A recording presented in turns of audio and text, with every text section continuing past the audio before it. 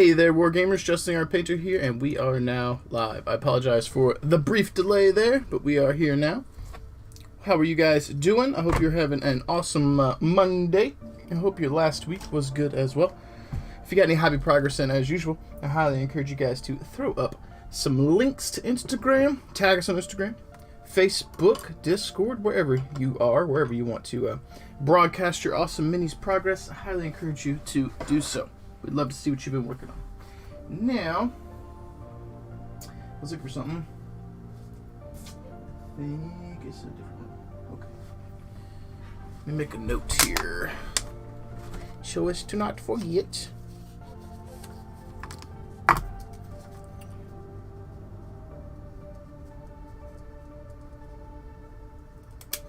All right. Let's put you up there. That's a good place.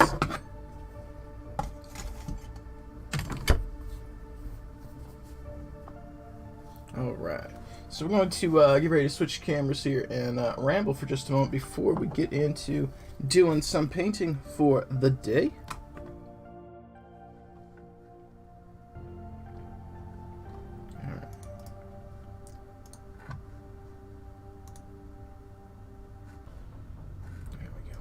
Cool.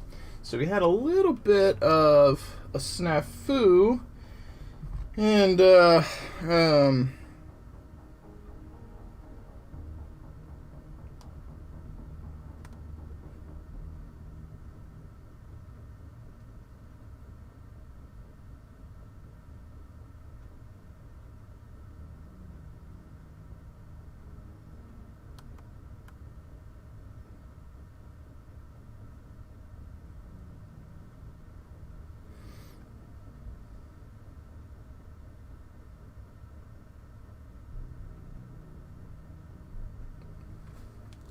alright, sorry about that. So, I was working on my Battletech terrain designs yesterday at the shop, and I was working on a new building in particular.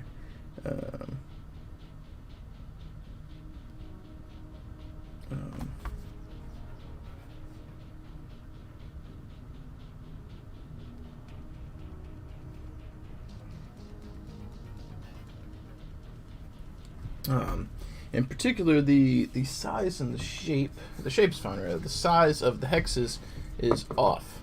I didn't realize this, and it's been a cascading problem.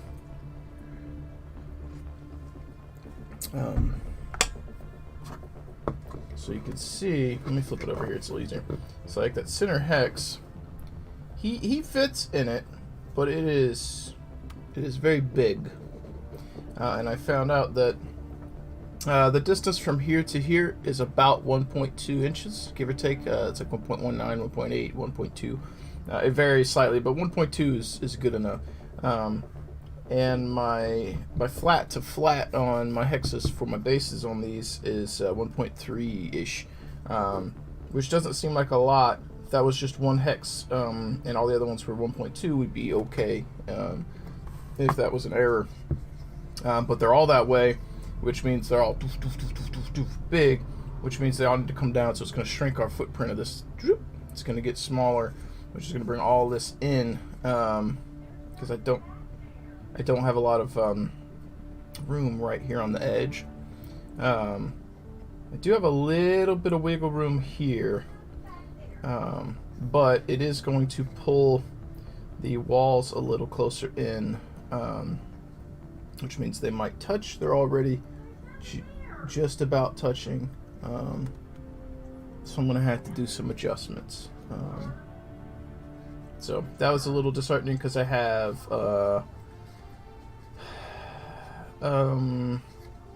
like 8 buildings I think that I have to fix. I've got my 3 bunkers, my 3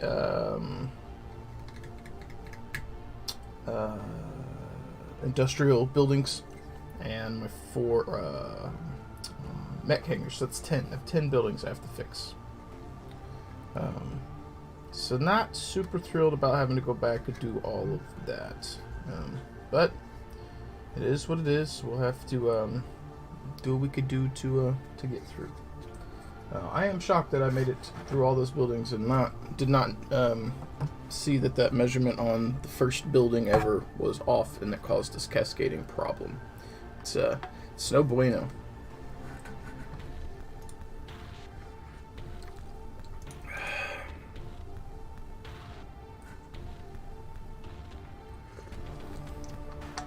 All right. So for today, we're gonna pick back up where we were on our Battletech previously, and we were blocking in some silver. And before I left, I did some washing on this guy just to get a proof of concept down before I left for work. So we're gonna go ahead and get our silver rocking today and see if we can't get some more forward progress before I leave for work.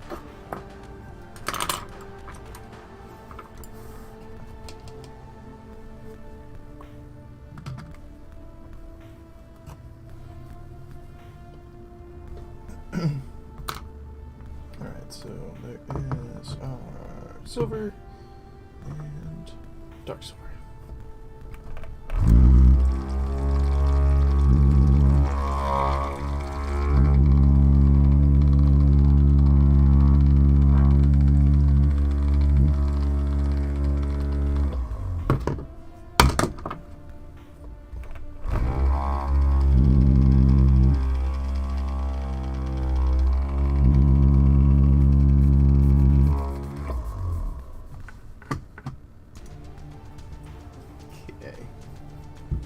So I think I did one drop of this to 2 drops the other one before.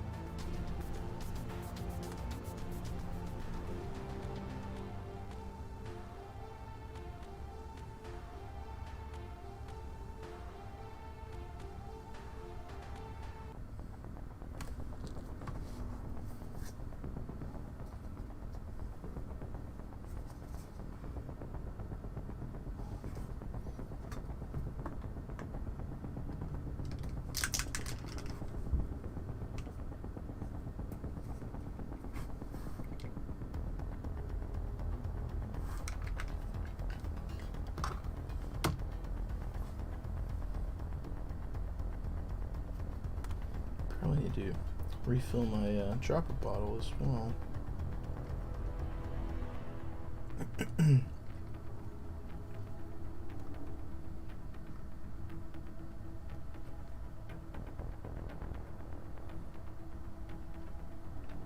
Okay, I think I've got that mixed up well.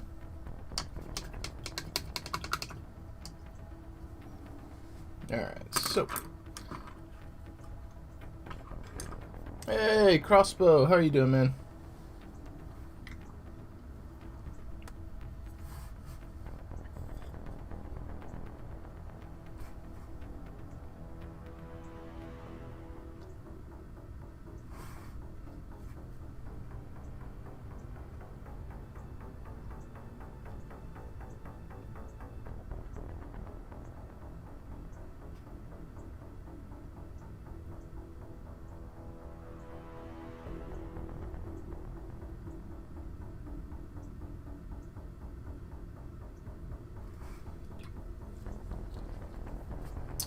Yep.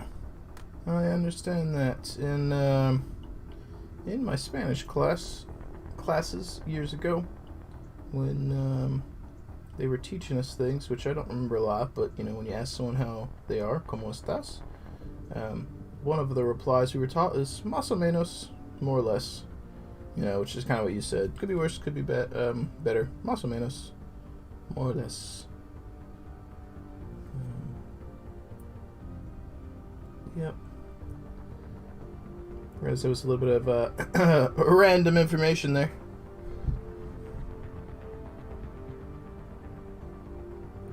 that's not good. That's not good. Did you, were you able to, salvage it and fix things? That's the film that's on the tank that sits on top of the plate, right?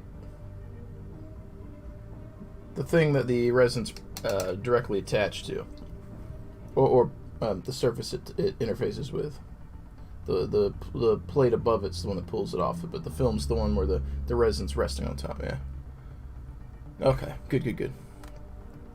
Yeah, so I was thinking that it was a leak through the plate into the internals. That's where my brain was, and I was like, that sounds catastrophic. Yeah, if it's just the film, that's not too bad. Did it mess up the little photo plate thing? I'm not using the right terms because I don't know them, but the little plate that sits underneath the film where the magic happens, did it mess that up?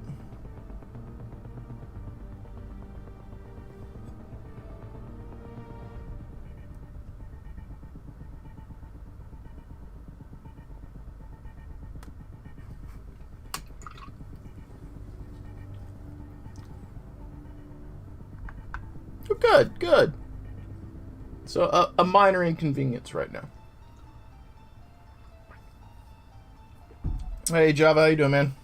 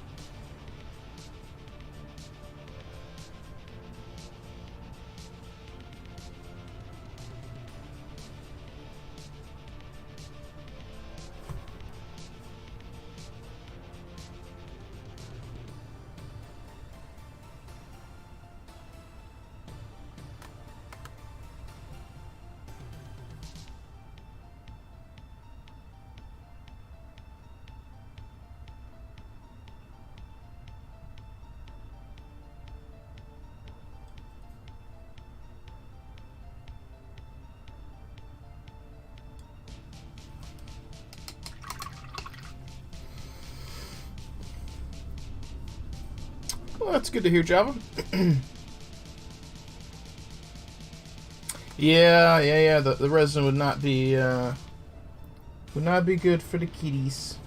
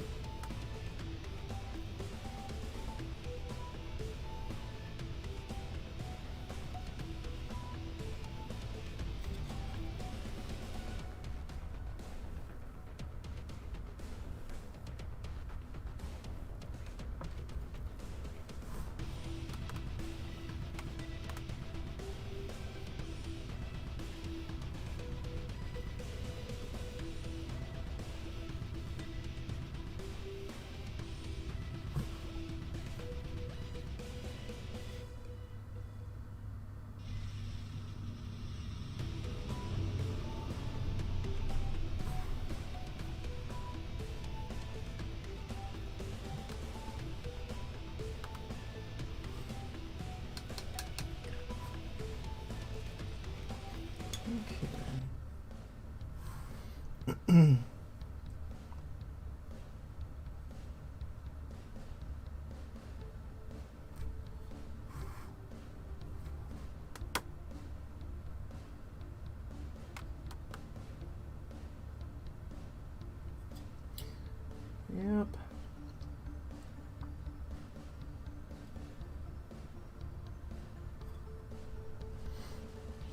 Java, you got any hobby progress plans lined up? Things you want to do? Say progress plans, hobby plans, I should say. Any goals on the horizon?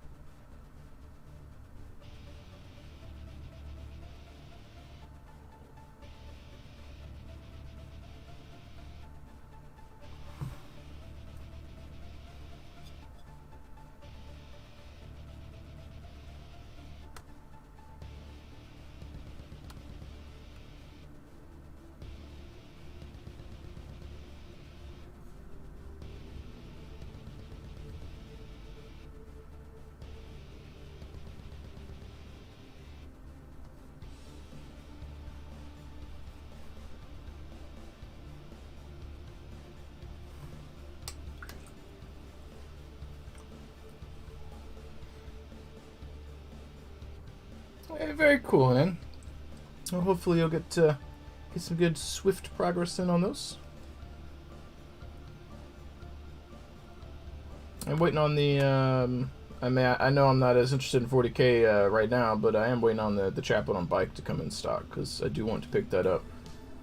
It's a model that I'm definitely gonna want for my Dark Angels, so might as well. Also, I got this nifty, handy dandy gift card here. Tiny Deeps. What's up, Mr. Colby? How you doing, man? I was home early from work last night. Was trying to connect with you to play some games, but I guess you were already punched out. Me and a couple of buddies were playing MechWar Online. Probably played for, 3-4 hours.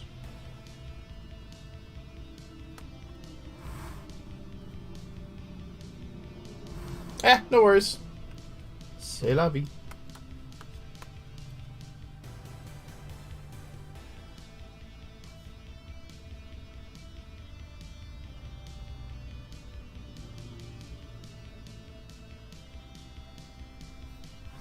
Yeah, I got off the computer probably around 1 o'clock, and it's rare that I read. Even more rare that I read for long duration, but I probably read for 3 hours. The book I was reading was pulling me in, so I was interested in getting some more content consumed there, so kept on going.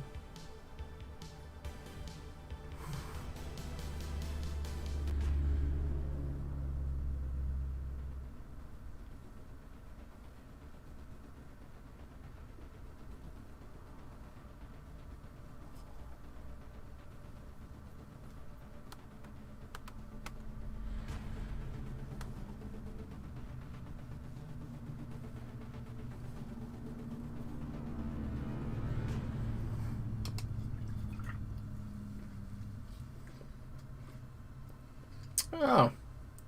Well, how was your first day back?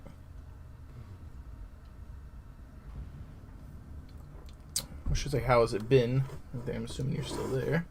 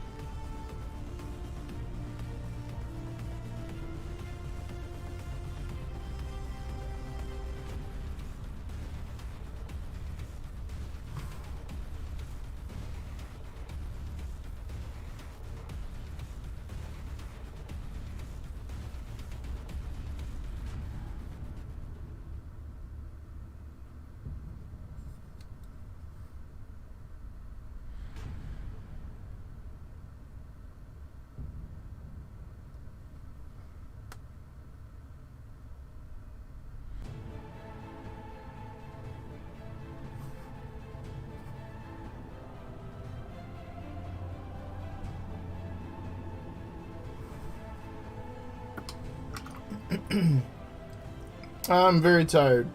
I did not sleep very well. I woke up to my alarm. I rolled over for a second to rest my eyes, and I woke up about 45 minutes later. It's no secret here on Twitch. I talk about it all the time. I don't sleep well in general. It's really, really bad. And I'm so tired. I almost didn't want to get out of bed. And then I got on stream, and we were up for about 20 minutes before anyone spoke. And combine that with me being exhausted, I was half tempted to just turn the stream off and just relax for the afternoon before work. But then Crossbow here popped in, and Java, and then yourself, so we're here. I typically hate canceling a stream, but as of lately, it's been I say lately, it's been a progressive thing. It's like I don't know what the hell's going on with viewer retention. I don't feel like I'm particularly whiny. I mean, I do complain about stuff, but I feel like I've tried harder to be positive and chipper and talk about stuff and get excited about minis, but I don't know what's going on. I was actually talking to Austin about it, that type of thing, the other day, and we were talking about piracy at first, but then that kind of spiraled into talking about supporting things and artists and companies you like, and if you consume the content and never support it, you can't really be mad if it goes away. And then we were talking about Twitch and how that can go, and I'm not trying to put a hand out to anybody, but it's just more thinking out loud about the situation of it. And it's like, you can like what you do, but it does still take time away from other things. And on Friday, I had to go run some errands and get my oil changed, so I didn't make it to the stream. And I was telling Austin about it. I was like, Austin, I sat down on the couch, and I just sunk in and just thought from it. I'm like, it's been a while since I just had nothing to do. I just sat here, and I ended up doing some hobby stuff anyway. I was building some models, but just a moment to just chill with myself. It's a rare thing. So trying to get on and maintain a schedule, even if it seems mundane, from what I'm doing seems mundane, it's still a schedule, it's still a thing I try to do. It takes time and effort, and as I've told people, or told people from the stream for a long time, I'm only the conductor. You guys have a direct ability to throw coal in the fire should you choose to, or if you're able to. And I'll help guide us where we go, and you guys can help dictate how fast we get where we want to go. But at some point, if you run out of coal, train stops moving. You only carry momentum so long before it starts to collapse in on itself and slow down. And that's kind of how it feels sometimes, where you're on that grind and you're trying to get where you want to be, and then you're just not. And I don't necessarily take that as a failure. It's just life. I was actually I'll get my bonus from last year soon, and I was thinking about reinvesting it in equipment and stuff, and I've paused that notion to take my it's probably like $600 or something. It's not a huge amount, but paused on the idea of just throwing that at cameras, because it's like, do I really need these right now? Are they going to get used? Is it going to be investing in equipment that is going to take up money and not actually yield any tangible result here? So I'm kind of pausing for a moment, reassess how that's all going, and then we'll see.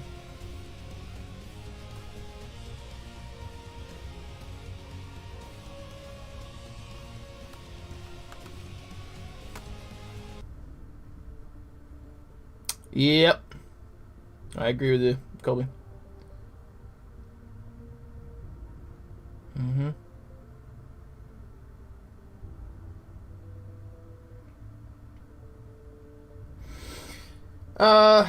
Nick, yeah, I mean, I'm looking at like an apartment or something, so it's not like I can afford a house because I can't buy anything. I don't got that kind of cash.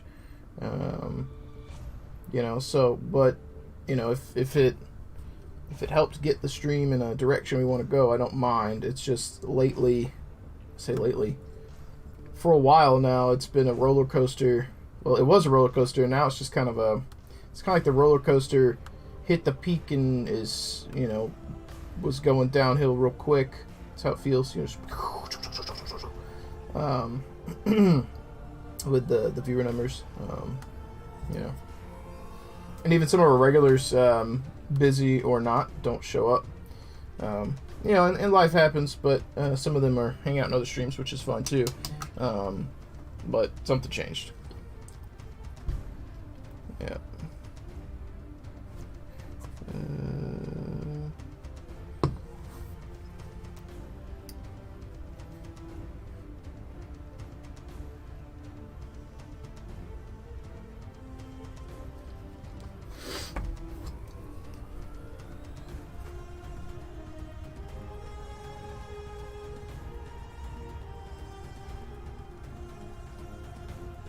I suppose working on Battletech hasn't helped. I'm happy with it. I enjoy it, but I think it's one of those things where the community that watches artists skews in a few directions, and one of the big directions is Warhammer products. There's some guys that work on fantasy that do alright, and that's fine. Because I think that's probably the two, is like fantasy stuff, if you've got an established audience, and then like 40K. But Battletech is a niche within a niche, and that probably doesn't help. But I also feel like I want to be able to paint what I want to paint. So there's that. So I don't know. Just kind of thinking out loud to you guys.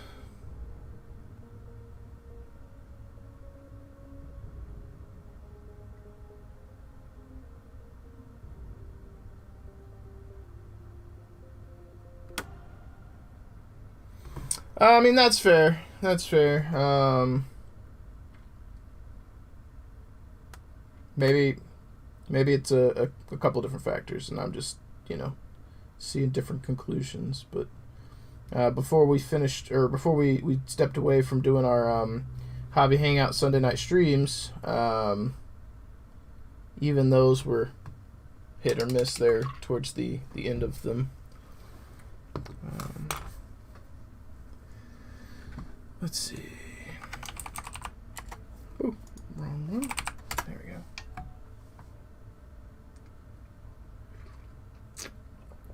Alright, so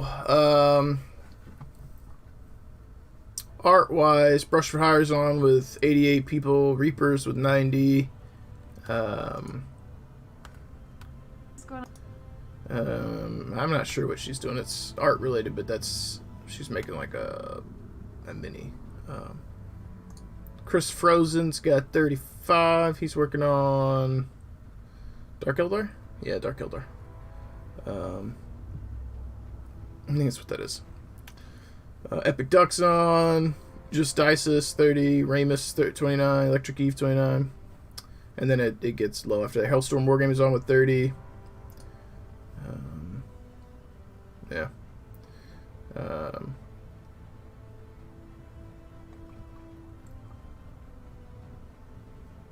Yeah, there's quite a few. Because Glorious Badger's on 52, Mad Max 31.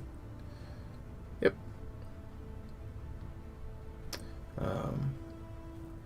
There's quite a few.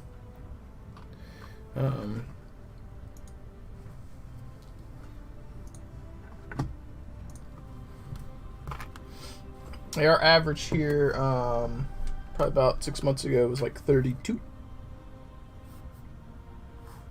And that's kind of why, I take a little bit to heart, because like we were doing really, really well, and then all of a sudden, nope.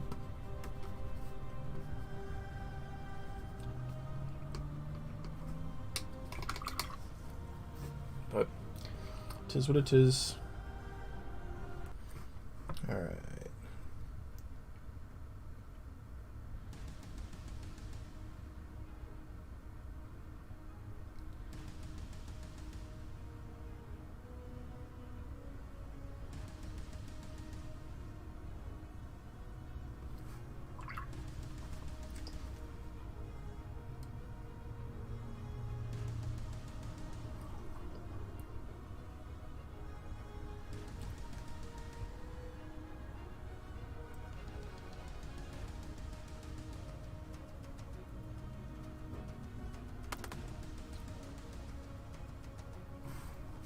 Yeah, Java, I think you're not wrong. That's a problem that I faced when I used to do giveaways all the time. You guys, some of you guys weren't here during those days. I used to do big giveaways every month. I used to paint big minis and give them away. Knights and big shit, Mortarion, Wraith Knight, Warhound, big stuff like that. And then you'd get a spike, and then the majority of the people just left. They'd show up, try and win a thing, and then they'd leave. You know, and I get it. That's kind of the way those things go. But after a while, you start feeling like you're just paying for viewers. So, not really the point of what you're doing, you know.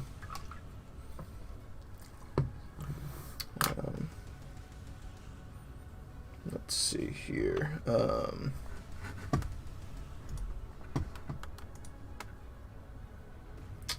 Let's see.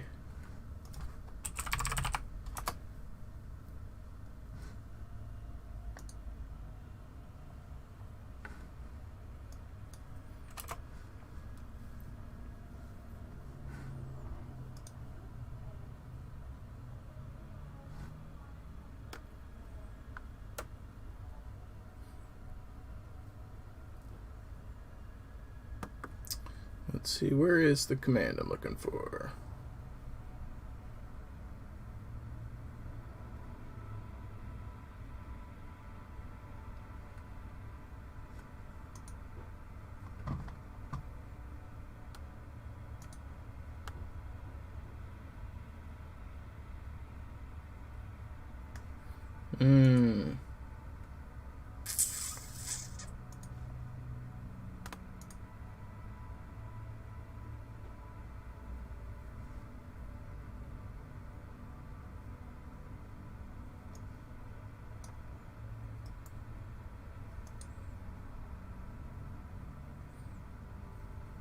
Well, good, man, good.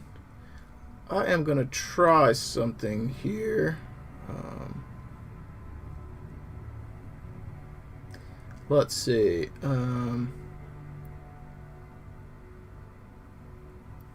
So my time. I forget how you do this.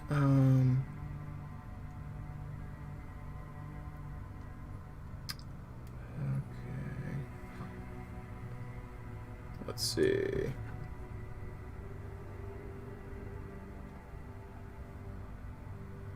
I know.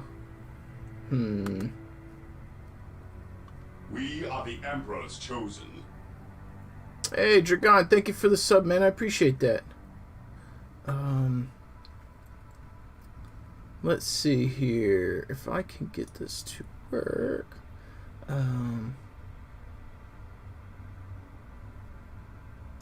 Is this it?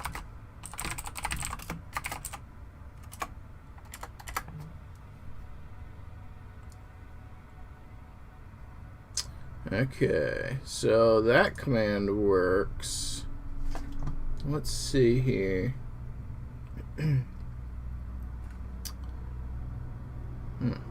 Hang on, we can get this to work.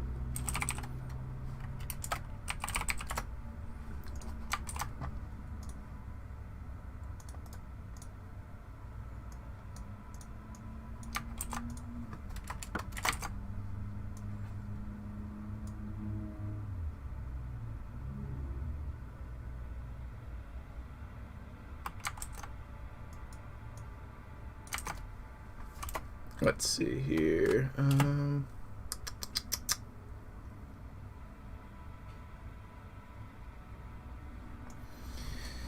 Alright, let's see if that works.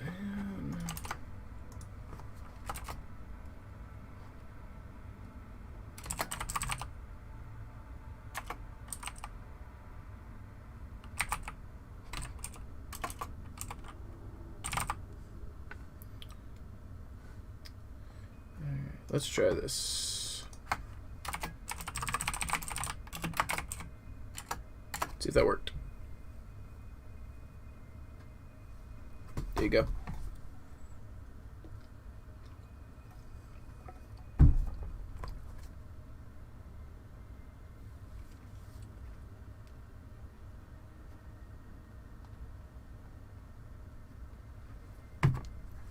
So you've been here for since 2019, around November, give or take.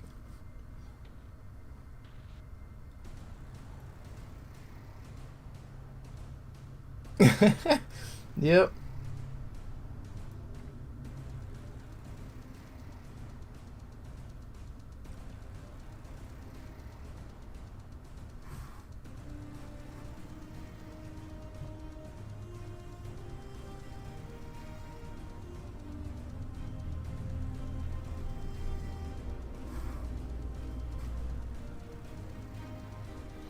Probably be surprised how many hours you've watched the stream too. Hang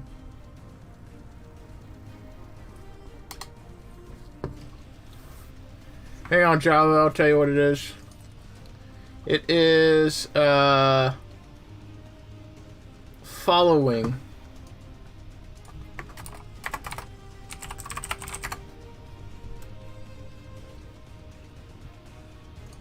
And then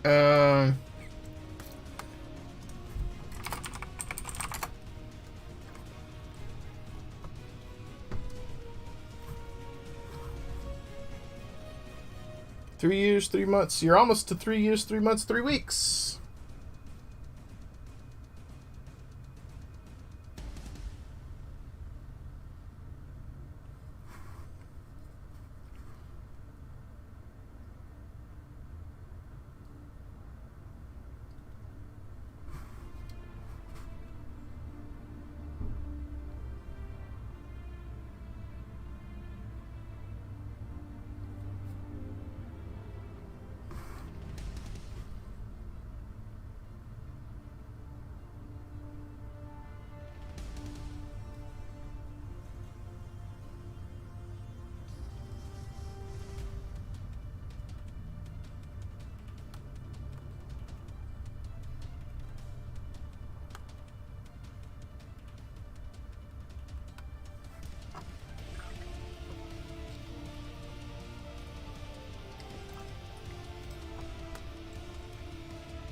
Hey, what's up, Zombie Brush? How you doing, man?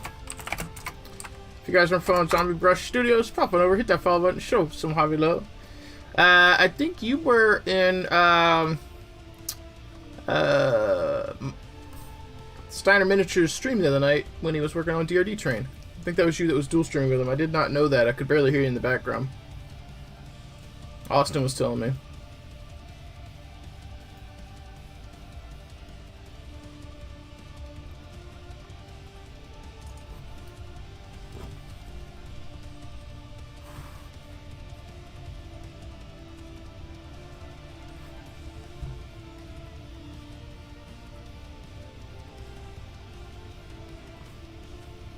Thank you. I appreciate the compliment as well.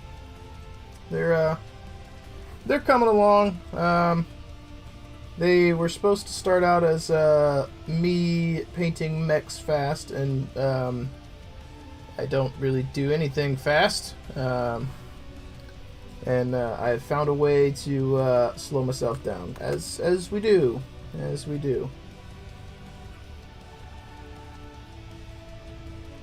But they do look cool. I'm not as thrilled with the black, but I also did not hand highlight all of it, so I'm having to accept a little bit of a different look on it than what I might have done by hand. That was a concession I made for speed, but I've still managed to slow myself down because of the way I did the blue.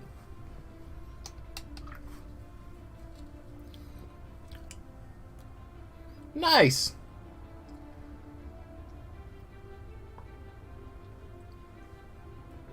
Dragon, I hope I lived. And Zombie, yeah, the Rust Point is one of our really affordable sets of terrain, and there's a lot of customization things you could do with it. DIY stuff, I know Brush for Hire is going to be doing some stuff with it, or has been doing some stuff with it. So there's a lot of opportunities to play around with that set.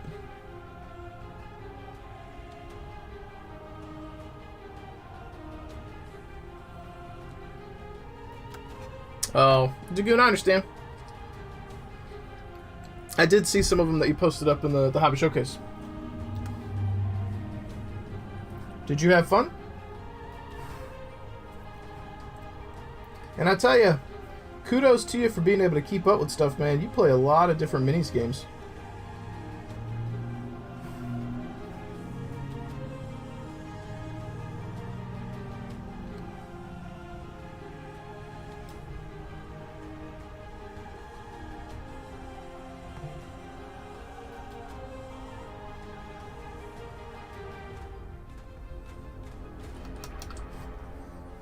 Yeah, go for it.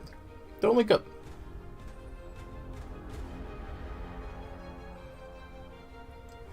Yeah, I've seen some comments about it in the Facebook groups, but people have done a good job keeping spoilers to a minimum. I have no idea what's going on for the most part, other than Clan Wolf and Jade Falcon are heading towards Terra, and there's going to be a big brawl for control.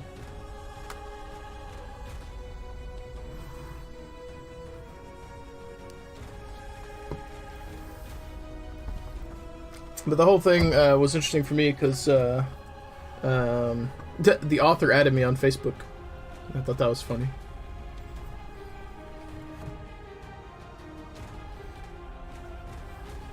Yo, that looks really good, man.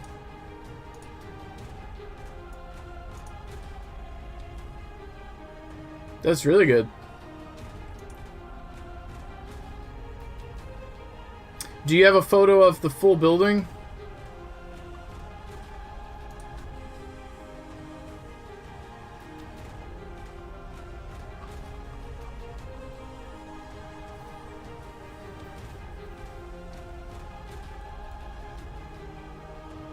Ooh, that's rough, Dagoon.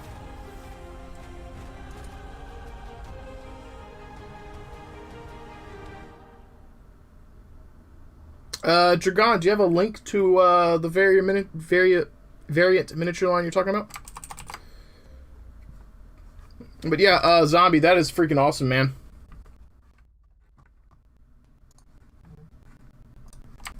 Firing that link off to Austin. Okay. You got the roof done last night too. What fire see the coast game like that? Yeah, that's rough, dude. You're spending a lot of time on the terrain, which is good. But we paint our stuff real quickly. You've spent a lot more time on that one part than we do, like half a table's worth of terrain. But yeah, you're killing it.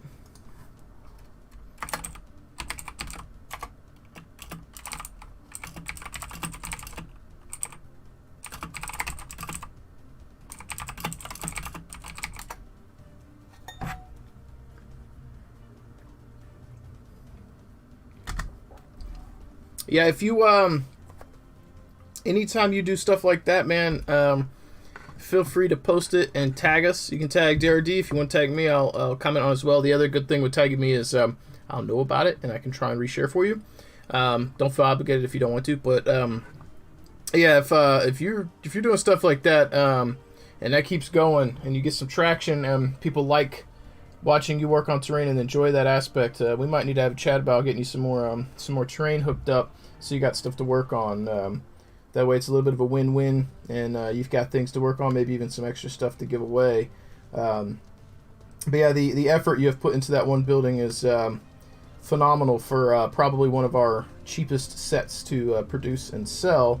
It's one of our most affordable offerings for the amount of buildings you get, but it's we sacrificed detail level raw to be able to get the price down so people could just get some buildings and stuff to play games with quickly. And you've managed to make it look quite stellar, so we'd definitely be eager to see some of the other things you can come up with. Yeah. Do you have a particular game in mind you think, man, you had the 40k Chaos Death Guard Bro in the one photo, but are you planning to use this for 40k, or do you have another game in mind, minis wise, to stack up with the Rust Point?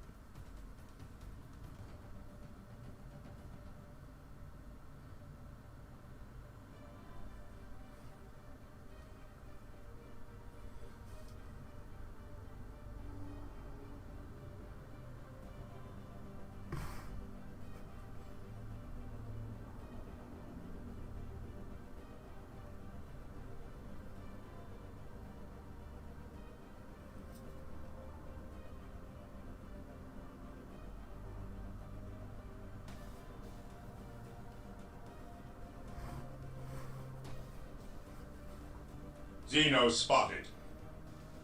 Hey, Zelicon's coming in hot. Give him a moment to get through the ads, and then we'll chat just a little bit.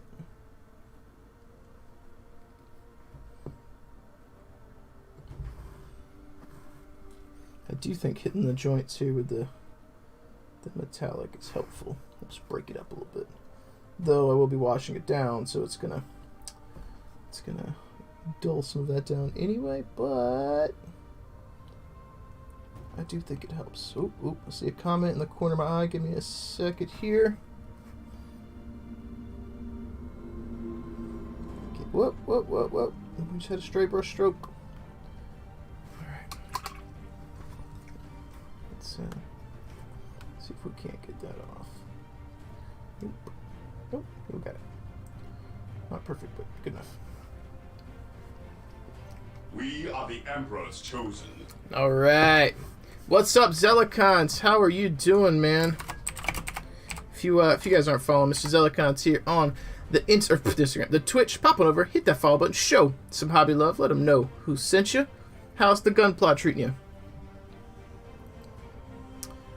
Zombie, that's awesome, man. Photo shoots associated. Very cool. Yeah, we've got check out our Hex City if you're interested in working on some Hex City to go with your Battletech guys. Let's have a chat. We don't have anyone in the community yet who's painted up a set to showcase, so if you're interested in working on some, let me know. We'll work with you. Thank you for that sub as well, man. I really appreciate it. Let's see. Nice. You got a picture or an Instagram link, Mr. Zelicon, of what you're working on. And we're updating our subscriber stuff now. There we go. 19.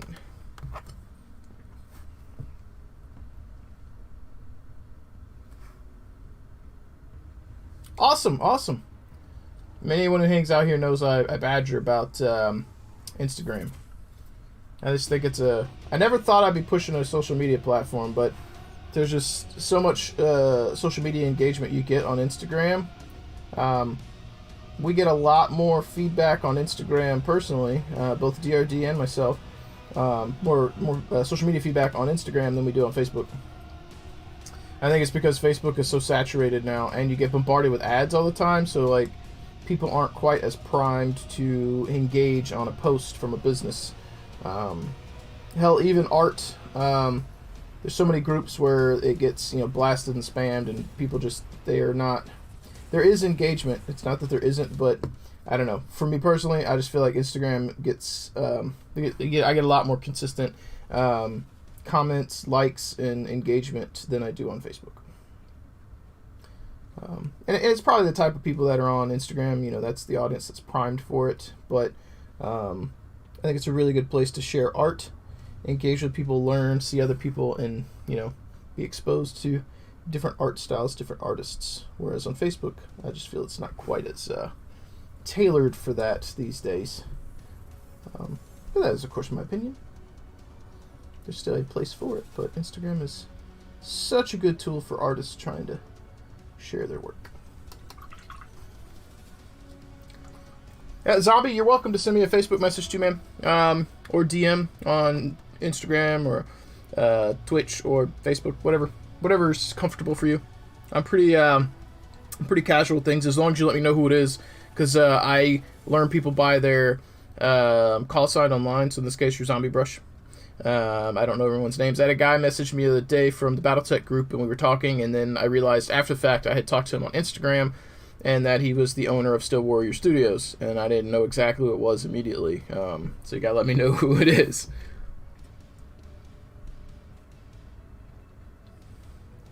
Oh, yeah. Yeah, it took me a while to learn where everything was when they changed the interface on Facebook.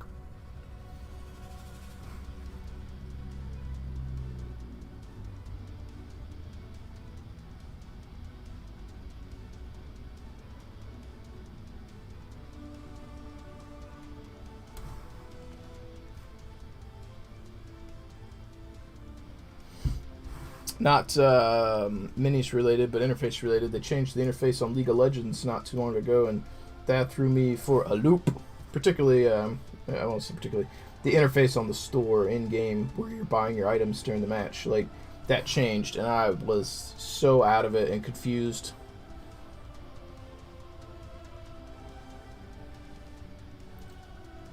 I'm relatively used to it now, but sometimes there's some merit to the notion of if it ain't broke, don't fix it. Sometimes you change things and it may be air quotes better, but it is, you got to relearn the stuff, and that aspect may weigh heavily against the benefits of the new thing.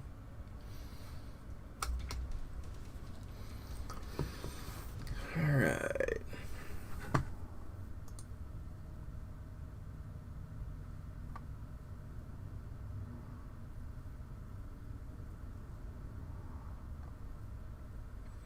Oh, okay. Yeah. I remember that. I remember seeing that post.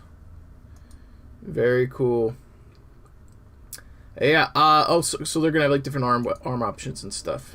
That makes sense for the variants. Interesting. I will be very eager to see how that goes, because I like robots and models. Oh, Disparcy, did I say it right? You want to see the Thunderbolt? I've got 3 mechs here. Thunderbolt's the only one that was on the screen at the time.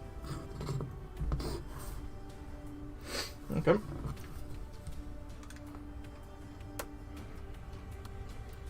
This is currently where we are on them. I'm blocking in the silver, then I'll wash the silver and I'll highlight it so it'll pop.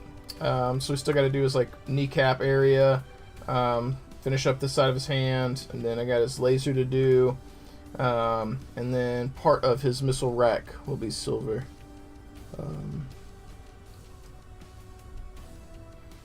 This is obviously his good side. I spent a lot of time on the blue. The black is I could fade all the black and do whatever, but then I'd be painting these models for months. I'm already painting them for a long time.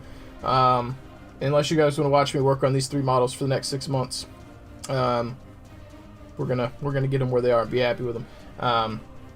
That's the hard part for me with tabletop miniatures is finding that breakpoint where you gotta stop.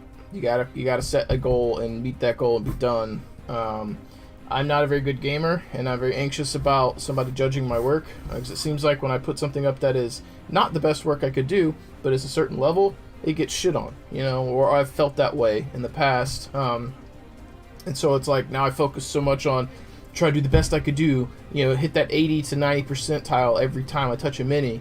And then end up doing that on minis where it's like, you don't need to. These are basic tabletop stuff. You can do it above tabletop standard and be good to go. But then you get that one person who's like, well, it doesn't look that good. And then that really weighs on me, So, and because I'm not very good at miniature gaming, like I'm not an idiot, but I just don't follow the meta. I don't play hyper competitive. I play to win, but I'm not chasing the meta to stomp someone's dick in the dirt. I want to play with what I got and try and win with that. So, because I have a track record of losing in games, or not doing particularly well, I focus on the painting, which I am reasonably competent at.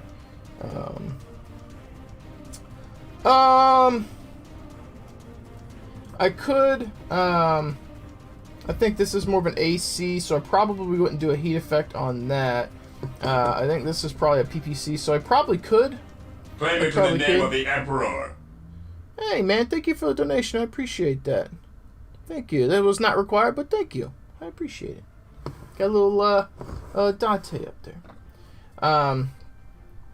This one could have a heat effect. I don't know. I usually do that with an airbrush.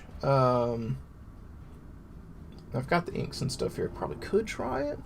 So I don't know. I definitely know we'll be painting the ends of the barrels with the little laser effects. But yeah, I feel like if it did anything on the autocannon, it might just be some soot, because it doesn't fire at a very fast rate, the AC-10, AC-20, whatever it is. So I imagine the heat generation on the AC is negligible compared to how hot this barrel gets. So yeah.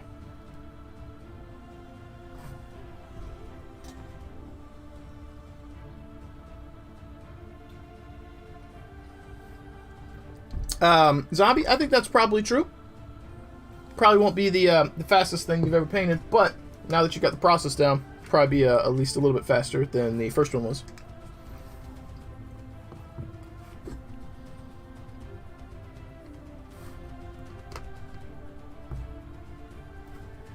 And Lando, I was playing MechWarrior Online 2 nights ago. I guess it was Sunday night. I think. Wait, no, yesterday was Sunday. Saturday night, and I think it was Saturday. Yeah, Saturday. And we had Sabat TC from Twitch pop in, Marcus, and he was talking about playing the Cyberpunk Red or Red Cyberpunk. I forget the exact wording, but I think it's Cyberpunk Red, the game that you were getting ready to run or participate in. And I was like, "Yo, I need to get you connected with Lando." And he's like, "Yeah, Lando's already on my Facebook." And I was like, "Oh, okay." So yeah, he knows you.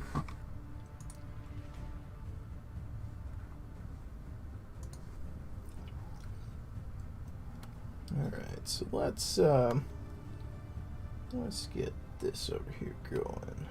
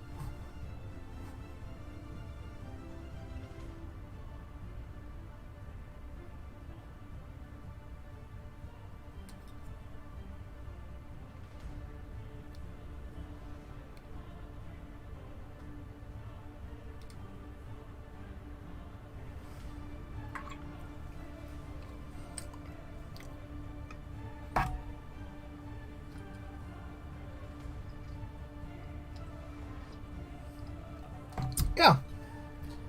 He just participated in a session for it, and I don't get to I don't have the time to participate in a lot of stuff, unfortunately. Miniature gaming is one thing. RPing you think would be a little easier, but my time is limited. It's very hard to coordinate schedules. Like, I don't, even pre-COVID, I wasn't getting to do a lot of wargaming because time is a problem. But I'm always trying to connect people when I can, and when I realized that he was playing a game that you were super excited about, I was really eager to try and get you guys connected. Just so happens you already were. But getting you guys connected seems like a good thing. Getting more gamers together and exposed is a win-win all around, I think. Especially even more so right now when you're not able to do as much in-person gaming. Trying to help people get connected to do online stuff is a worthy cause.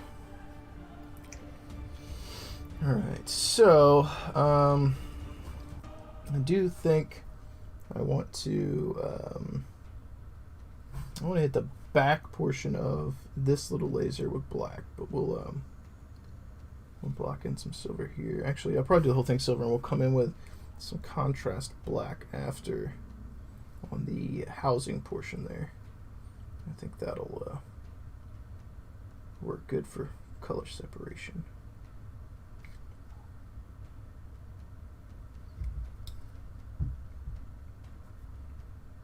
Get that out.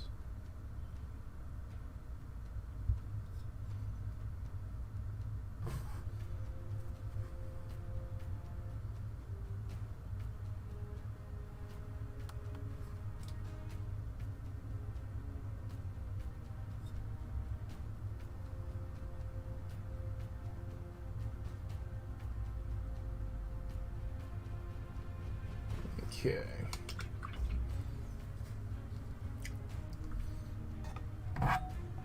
Is Cyberpunk 2020 and Cyberpunk Red two different systems, or is one like an expansion, or?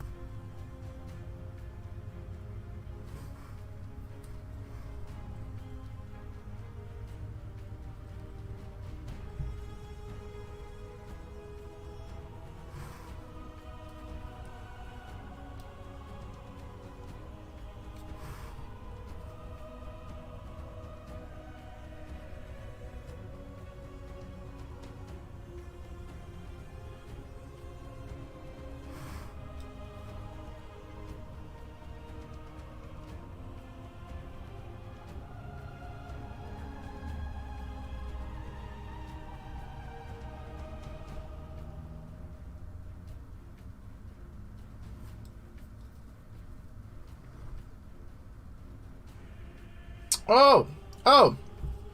Like, officially, I mean, this might show some ignorance for me. Like, officially, same thing?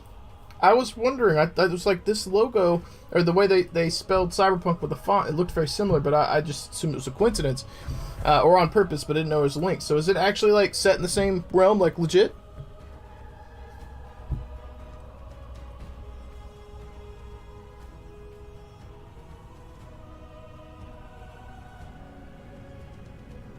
Ugh. Straight brush strokes today, guys. They're gonna be the death of me.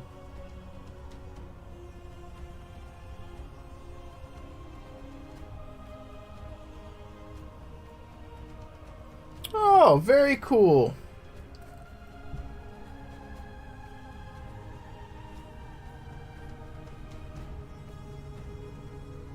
That's pretty interesting.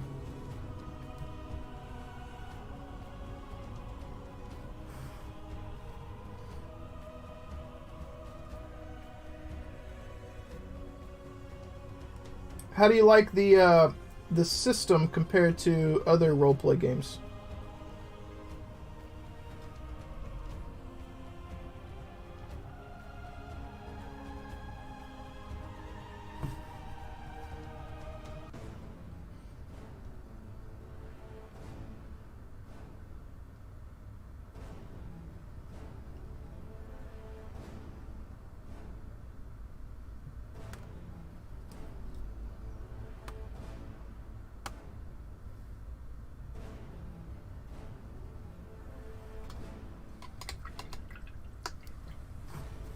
Yeah, very cool.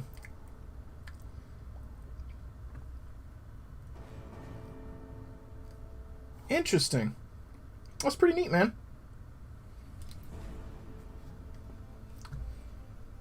Okay. Let's grab our...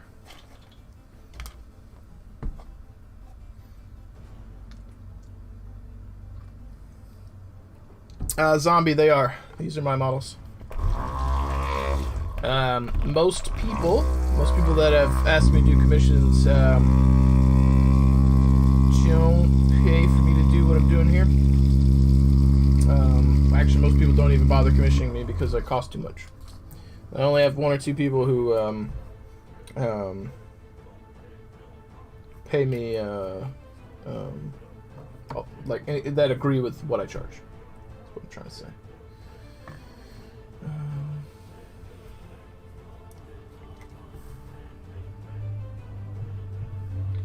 I feel like I did 2-to-1 on this first, so I need one more drop. We're going to see if my ratio is good, and if it's not, that is 4 drops this to 2 drops that, then we'll go up to a 1-to-1. But I think the last time when I was testing the other day it was a 2-to-1.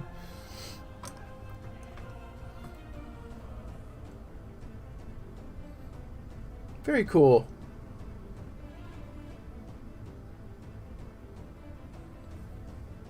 Yeah, man, you've definitely been around the block in the pen and paper RPG realm, man. That is quite a astounding track record.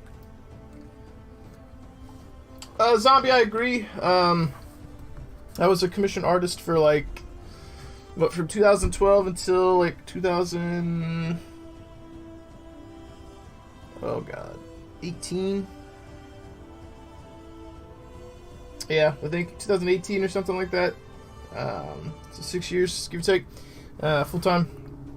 And I never did charge enough, and very frequently I had people who would say, here's an exact example with one of the clients. Well, it's not even a client. One of the potential customers, potential clients, an exact interaction.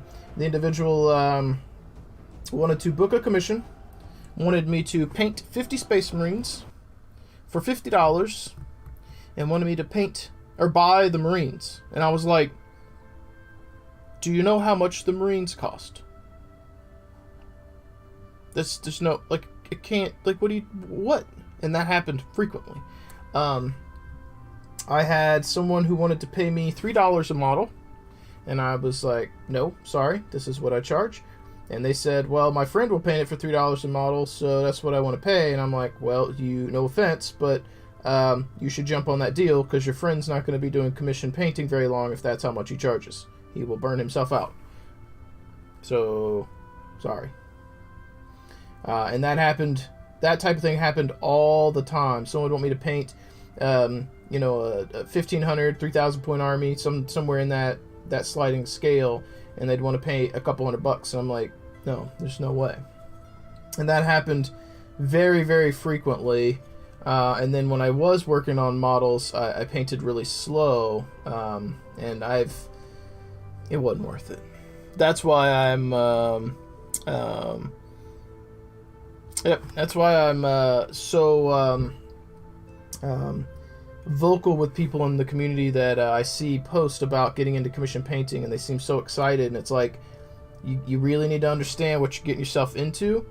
You need to understand what you need to charge. You need to understand how people are going to treat you. And you need to understand that if you start doing commission painting, generally as a business, commission painting comes before personal painting, personal models, which is exactly what happened to me, and it burnt me out because I was never getting to paint my own stuff anymore. And if you're doing commission stuff and getting paid, it is often hard to keep that motivation to do your own models after you've painted other people's models. Imagine having to paint a whole Dark Angels army, and then you play Dark Angels, and then trying to find the motivation to turn around and paint Dark Angels again.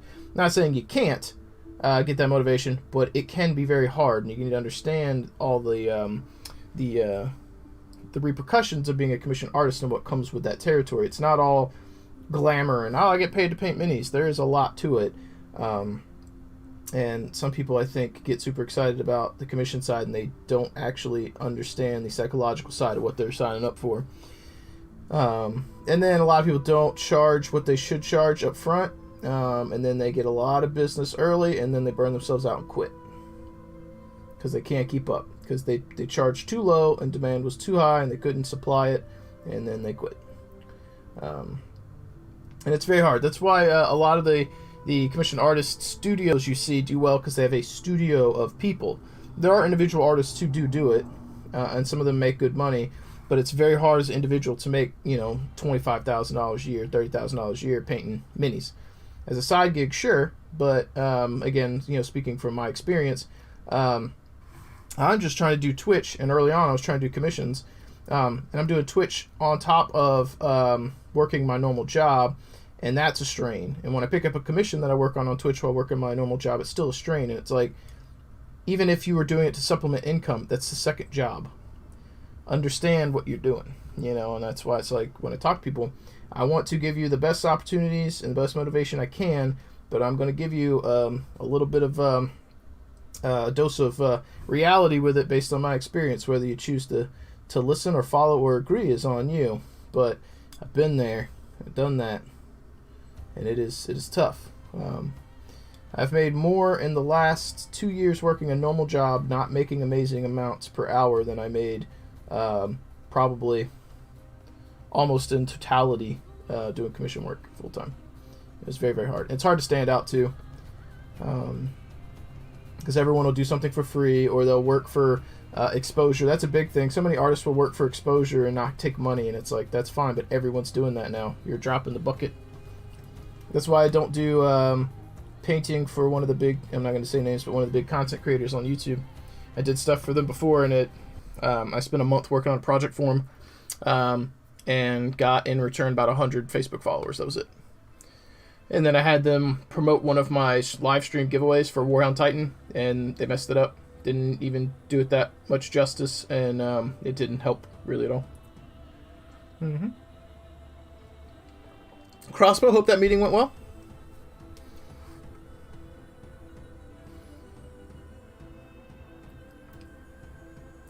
Yep, exactly, zombie. Exactly. Won't feed anyone.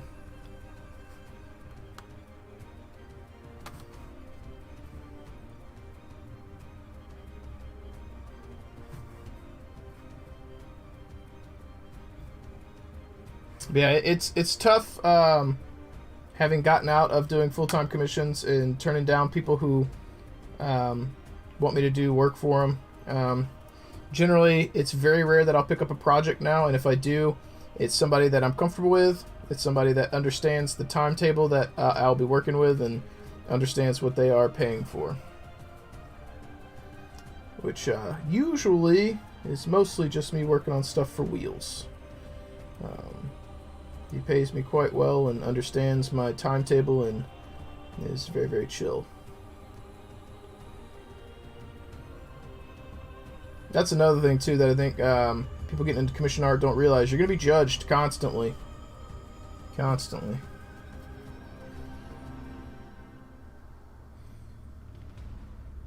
Exposure.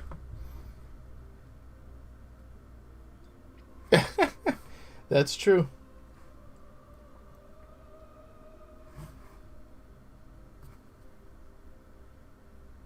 Yeah, I had someone I know once try and tell me I should basically charge like half my rates and work 12 to 16 hour days for a while just to build a clientele and whatever. And I'm like, yeah, the problem is people will get used to those price points, and then when I up them, they're just going to go to the next guy in line who's doing that. No thanks. I'm not going to do that.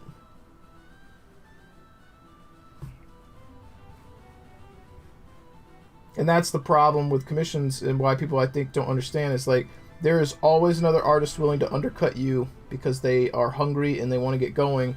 And some of them are this very same artists who will burn themselves out because they're painting for $1 a mini or something silly, but they'll do it. You know, so you know, you gotta set a price for you, and you gotta be willing to say no to people who don't want to pay it. And if that means you're not making enough money to survive, then you got to do something else. Because if you're not making enough to survive and you have to lower your prices, you're still going to have to do the same amount of work for less money, and you're going to get backed up. Might be better, time might be better suited to invest it into something else, you know. And it sounds super negative, but it's a dose of reality for people who aren't aware, you know.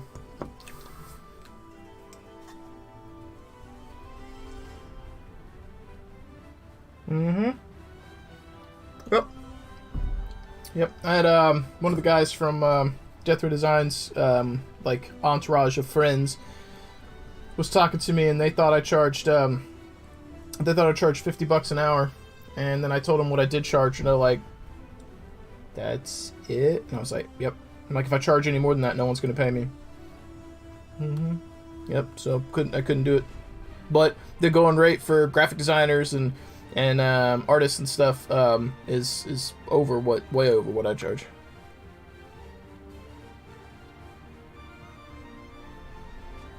Yep. What's up, Jinser? How you doing? Yeah, I did. So it was like about 6 years or so full time, 5-6 years, commission arts, and I still live at home because I never made enough money to move out. I also went to school. I have a degree and all that shit. Didn't make enough to move out. This year I think we might be better. I got a raise in January, and I think we might be on track to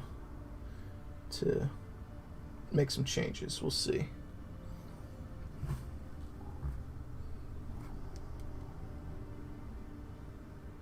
And guys, I'm not trying to be overly negative here. It's just a subject I know a bit about because I was there and I did it for a while, both on my own and for Brush for Hire, not the current Brush for Hire on Twitch.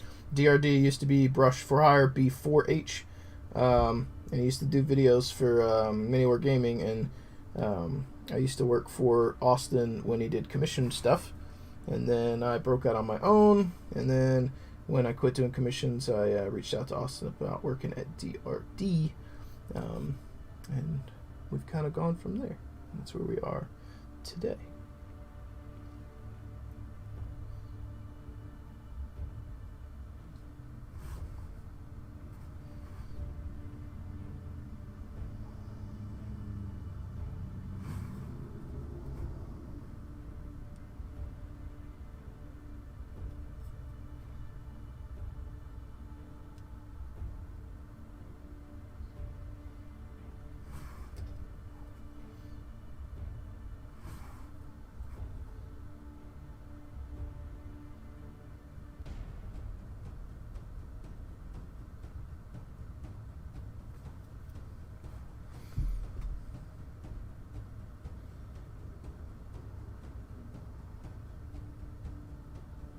Yep.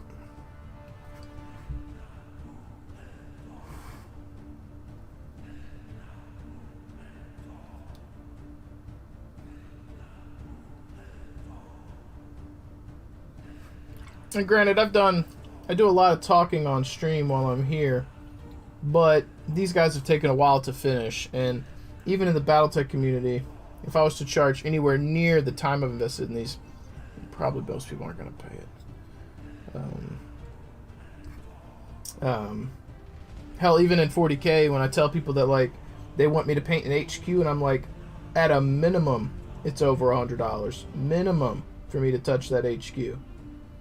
And most people, that's too much. And I'm like, I'm probably going to spend 10 to 15 hours minimum on that character. And it goes up depending on quality level, complexity, size of the model, things of that nature. Most people don't want to play it.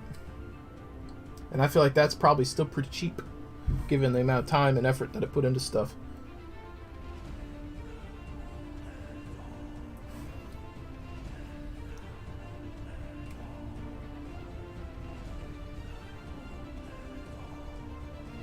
It's like, let me get this wash down on this guy's missile pod here, and I'll grab some pictures here to show you guys.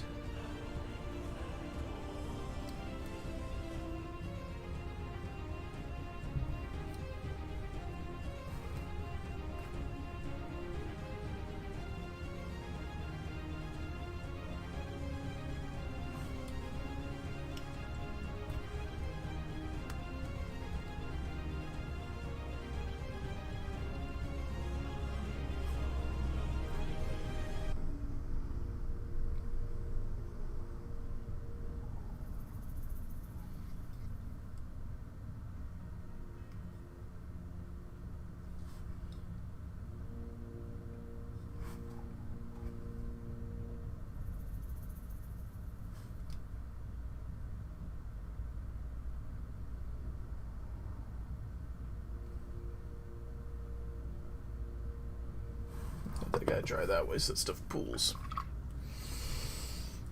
Alright.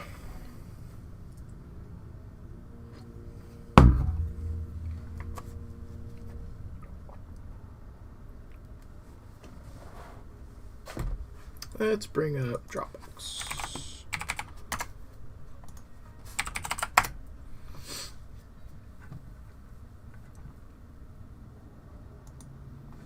I think it's here. There we go.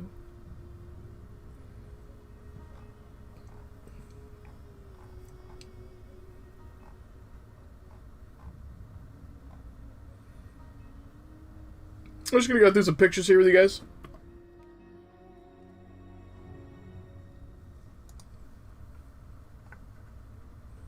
Well, these are raw, unedited.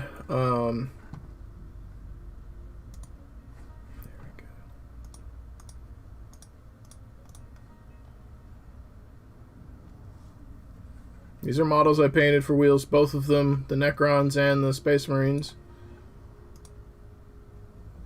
Let's see here.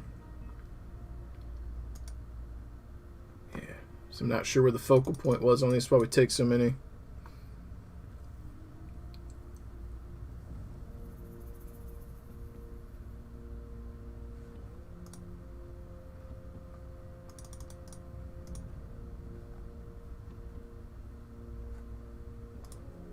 There we go. Yeah, like some more tighter shot of those bikes. And like, you know, a lot of times I'll post stuff like this on the internet, and rather than talk about the quality of the minis, someone will be like, you didn't drill your barrels. And it's like, yeah, I fucking didn't. Sorry. I spent a whole bunch of time on the rest of the stuff and just didn't drill barrels. My bad. You know, you deal with that too. Also, my favorite model from the group, this chaplain over here in the back. There'll be a close-up of him coming up. Yep. Like these, I was so very thrilled with how these models turned out.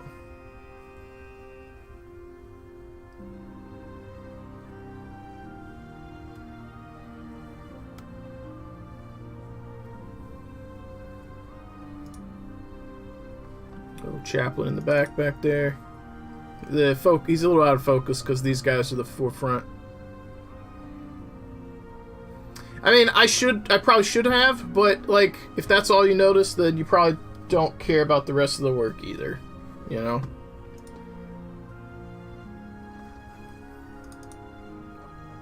Let's see, there's multiple shots of the same angle here. There we go. Look at the chaplain, man. You can see his fucking teeth. What's up, Big J? How you doing, man? You can see his teeth. Like, this, for me, that was one of the best faces I've ever painted. I was so happy with that. It's fantastic. Yeah, it's a little stray brushstroke there. You can see, you see this stuff. When you zoom in, you can see like I was putting the wash down and I hit the side of the helmet or the skull there and didn't notice. So you can see your own little imperfections. It's such a cool looking model.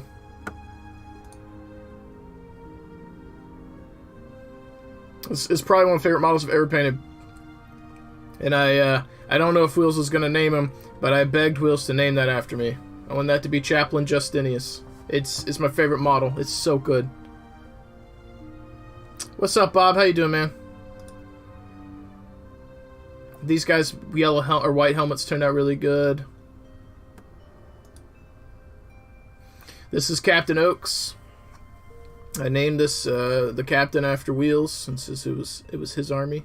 My freehand's not too good. That R is pretty rough. The D, the O, and the N aren't too bad. The R was rough. Thank you. The pain is real.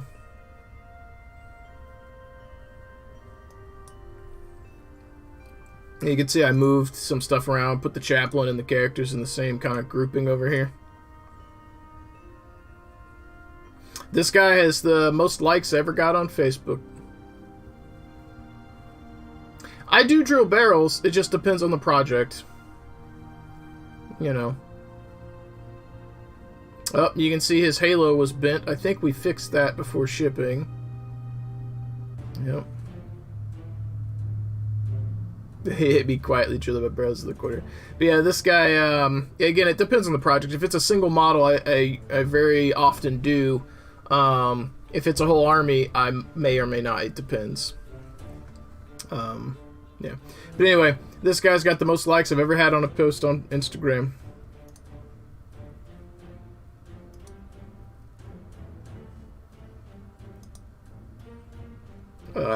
This guy, let's see if we got a better photo.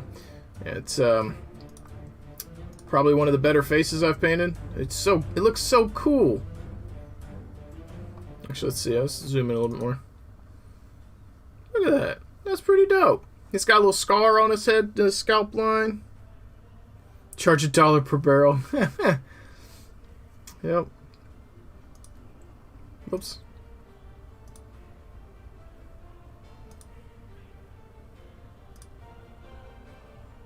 He turned out really, really well.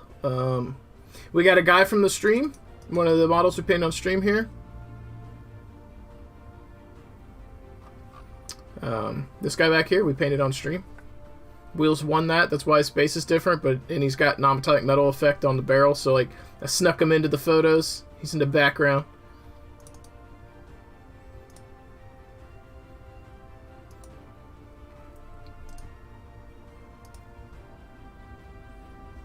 Yeah, and see, like, this guy over here, he turned out really good, too. I was so happy with that face. And you can see his little teefies, too. Yeah, there's a better one.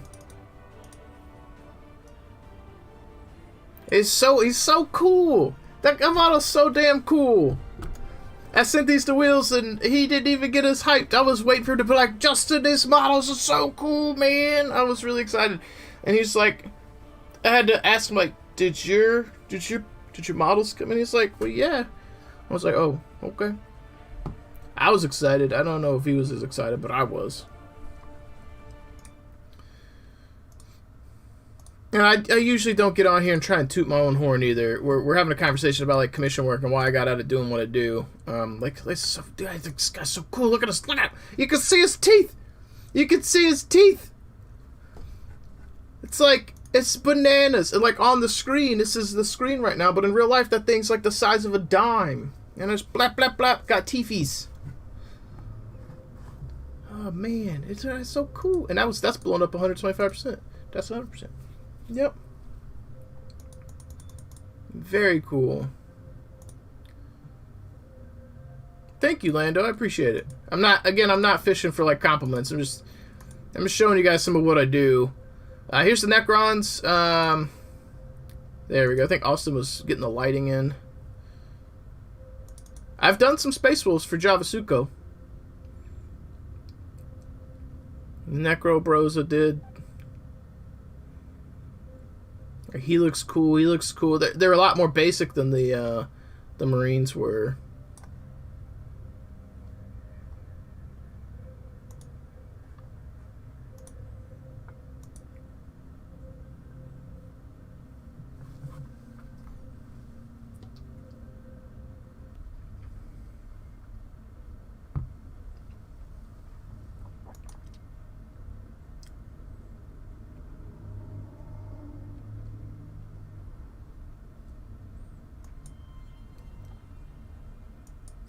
And Wheels got me to commission me to do these so that he could give them to Nick from the stream so he could play with them.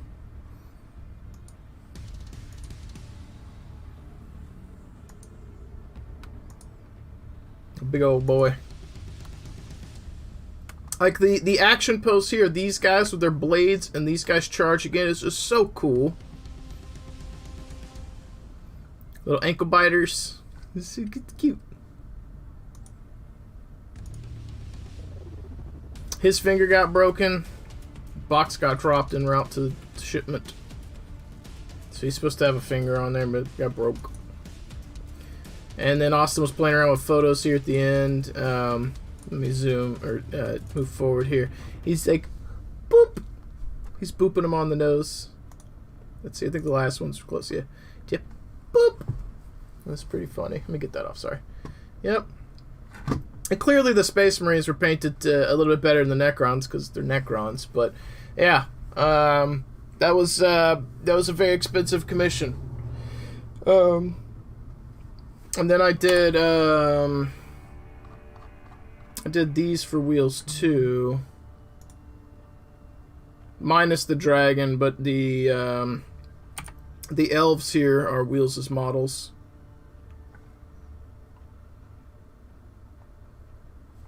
And I thought they turned out pretty good, too.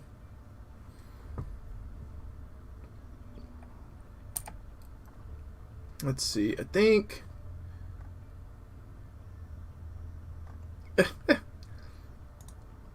There we go. Little Orky bro. Yeah. And this one, this model here, has to go out to Psycho when I get around to shipping it. Wheels won this during the stream and asked me to send it to Psycho. I needed to get photos, and then he's sitting on the display case and hasn't been shipped.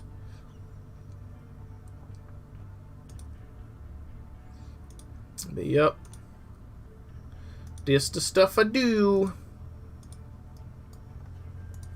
So, and then I thought the Reaper Dragon was really cool. I posted some photos of it on Instagram. Look at that guy like, rah! But I don't do as much Reaper painting stuff, but he turned out really cool. His little eye. But yeah, so there's some things.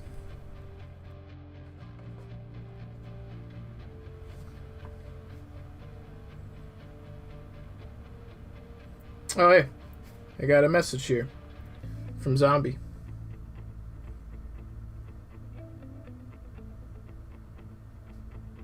Oh, I think you're on my Facebook. Hang on. Oh, hey yo.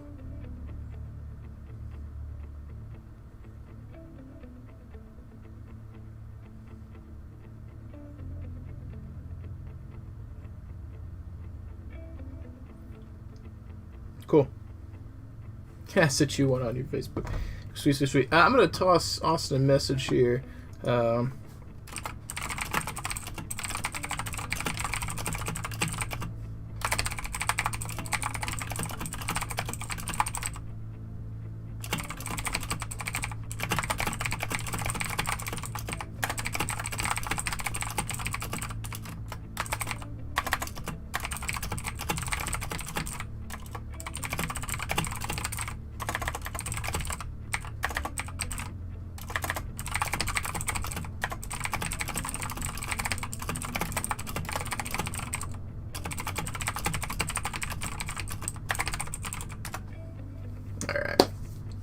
What is up, Mr. Daff?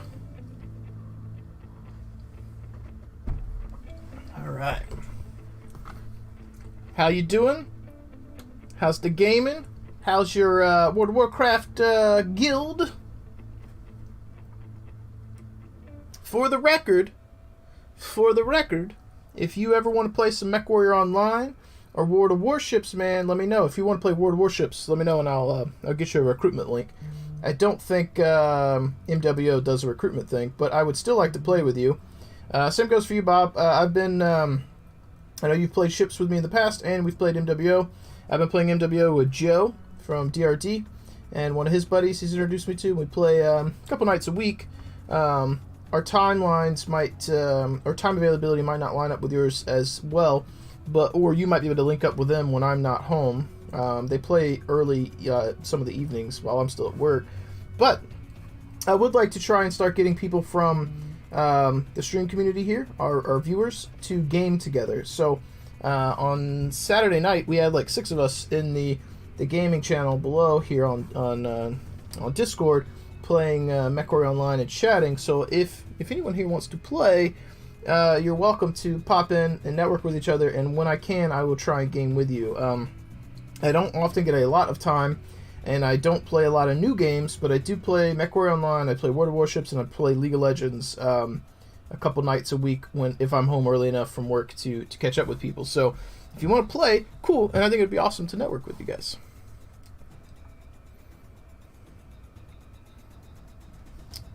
Very cool. I'm not a fan of World of Tanks, Lando, not on the PC. It's too fast, and you get tier disparities where a high tier's in a game and a low tier can't hurt them. I'll play World of Warships, I'll play World of Planes, or World of Warplanes. I don't play tanks. I love World of Warships. I've been playing it since beta. They've done some stuff that pisses me off, but in general, I like the gameplay. I like MechWarrior Online. It's not perfect, but it's a fun, free mech stompy shooty thing.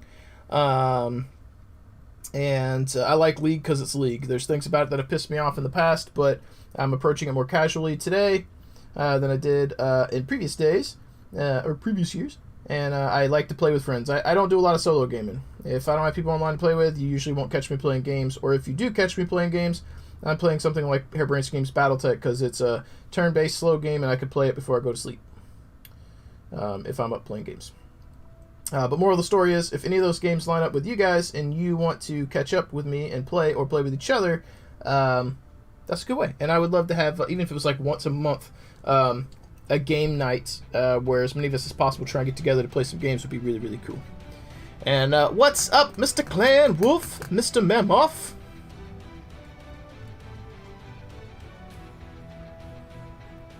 And I do have a bunch of Steam games. I've still got, like, I can play Company Heroes occasionally. I've got Dawn of War series. I got The Division. I don't play a lot of shooters, but I do have that. But yeah. Clan Wolf, how's your day? How's work? And Mammoth, how's you?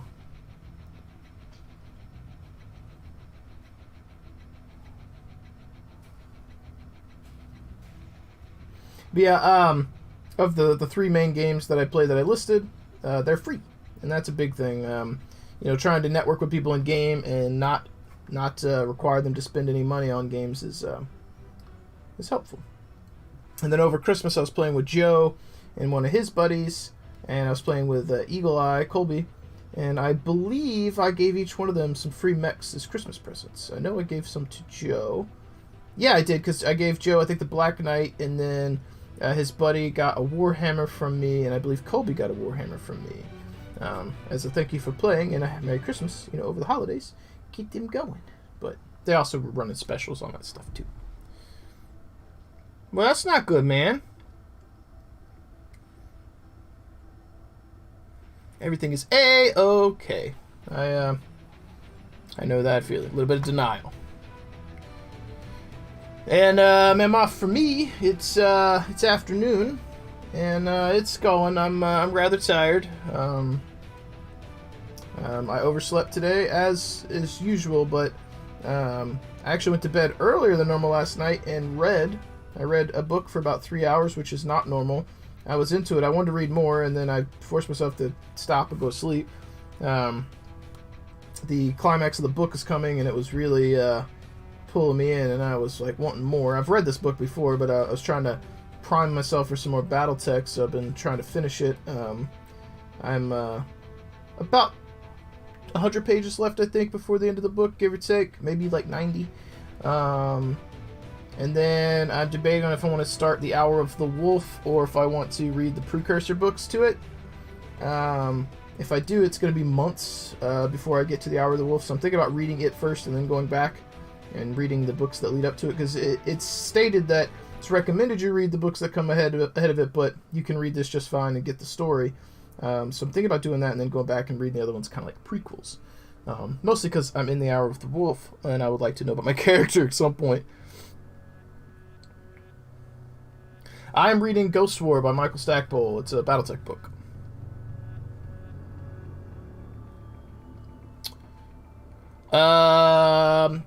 Friday may be difficult, unless you're up really late when I get home from work.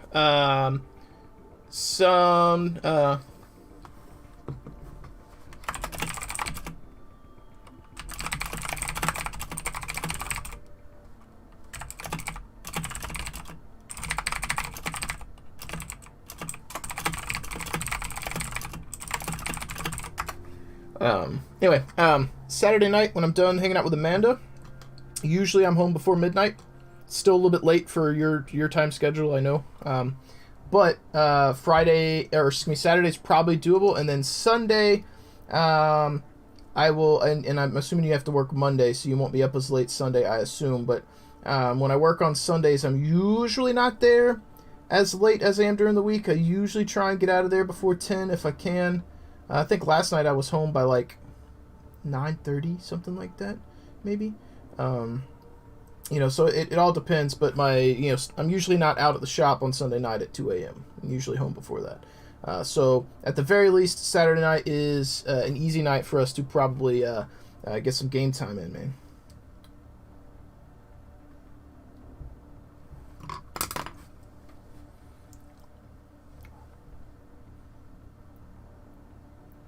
That's fair. It depends on what time I get home on Thursday, but for sure Saturday night is an easy one. But in either case, I got your contact info. I can just message you and let you know. Oh, very cool. And I think Diablo we can play with 4 people. So I've got my PlayStation thing for the next 3 weeks or so. If anyone on there wants to add me, that'd be cool.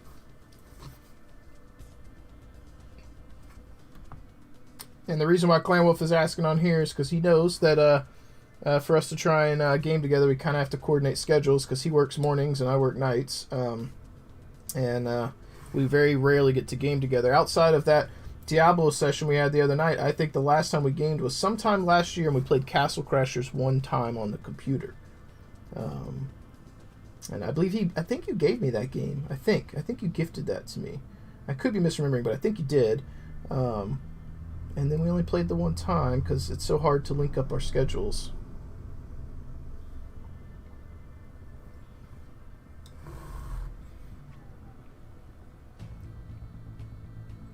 I mean, that's fair. I've got a bunch of games on my Humble Bundle that I just have keys for that I'm never going to play, and I use them in the past. I've used them for giveaways, or I've given you a game or two that looked cute and like something you might play, or like your laptop could handle it. Usually like some kind of chibi anime looking thing because the characters looked cute and I thought you would appreciate them. I don't even remember what games they were, but I've sent you some keys in the past.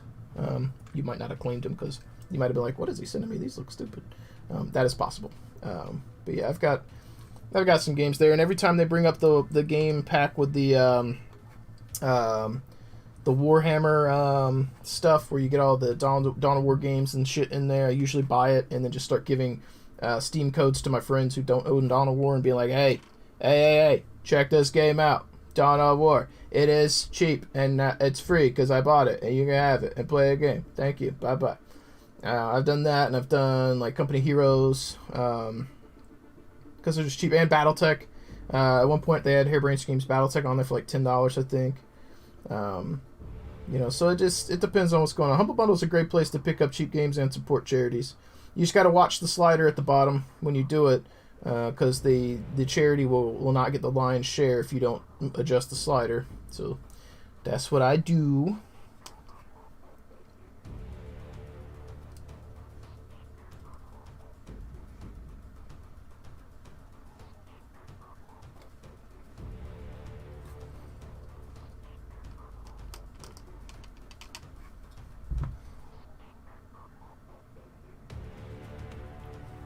Is that like yeah, that's I mean, it says Battle Royale, so I'm assuming it's like a PUBG kind of style game.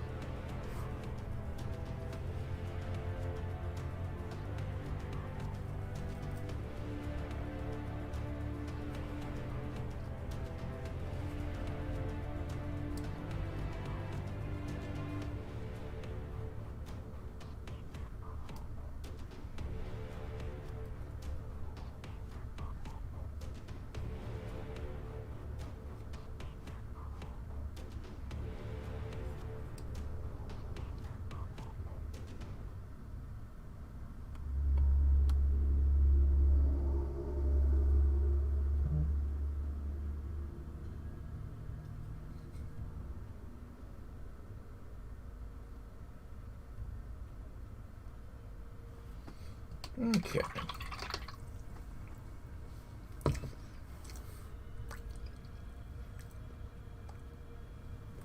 Can I do X? Yes.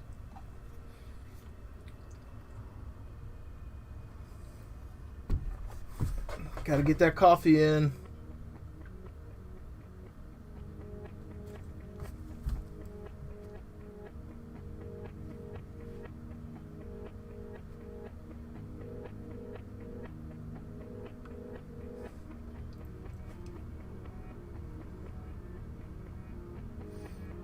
Okay. An 18-foot extended barrel. Oh my god. Alright, so, I think next up we're going to try and do some highlights here. We got our silver dome. Try to get some highlights. You know, actually, I probably could play around a little bit. Let's try this. This could be a dumpster fire, but let's try this.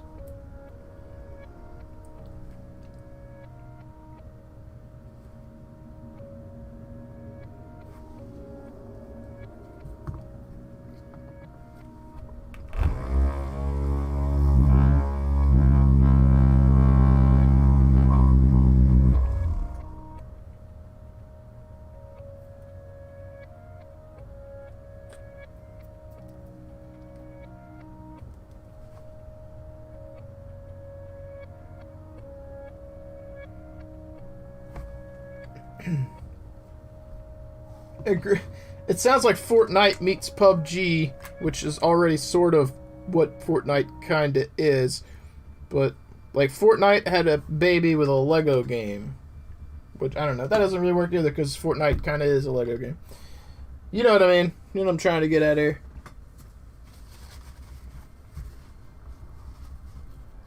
I'm not sure how well this is gonna work, but anytime I can try out these new dry brushes and play with them, I want to.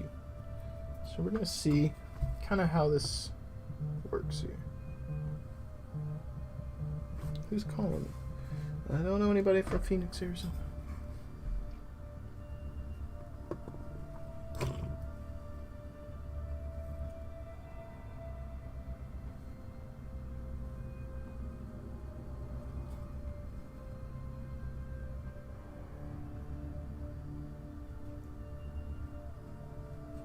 I mean, that is kind of neat.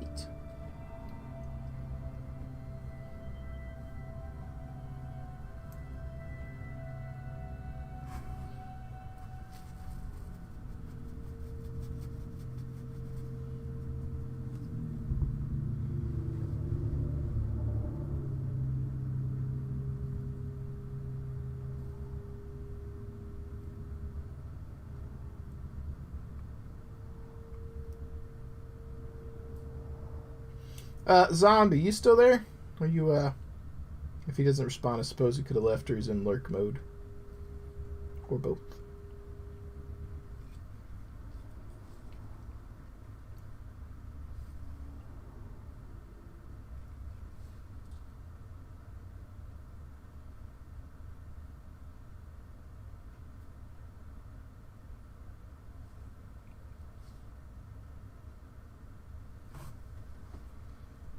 I think there's some areas that I'm not going to be able to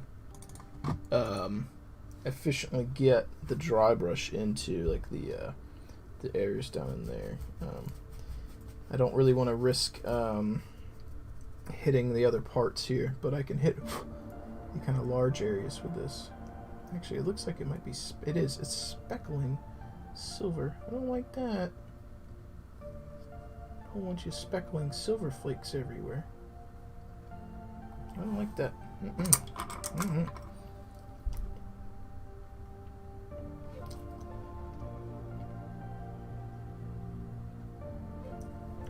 Yeah, that was weird. Maybe it's because of the type of paint I'm dry brushing with here. But it absolutely was kind of, there was like lots of little metal flakes there.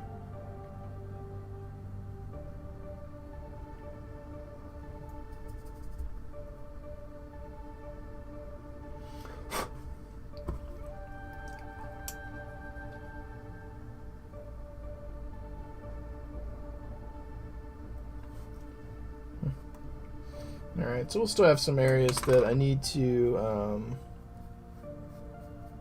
do by hand. That's okay.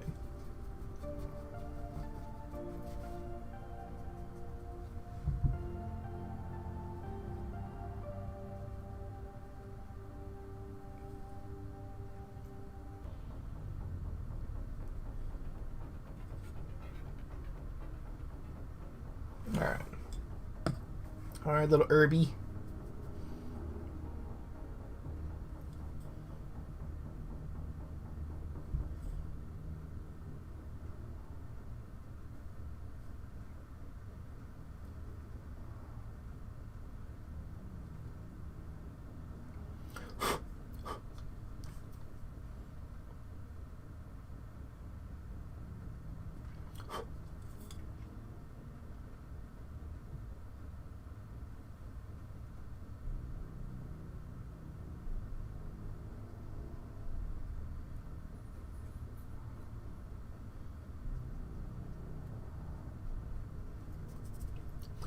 Yeah.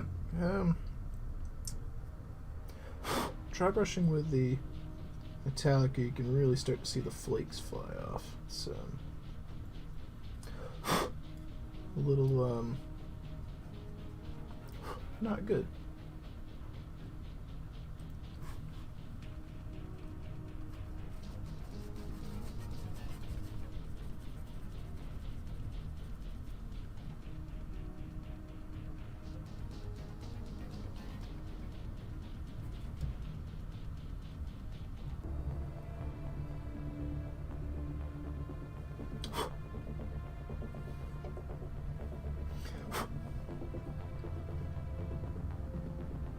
Alright.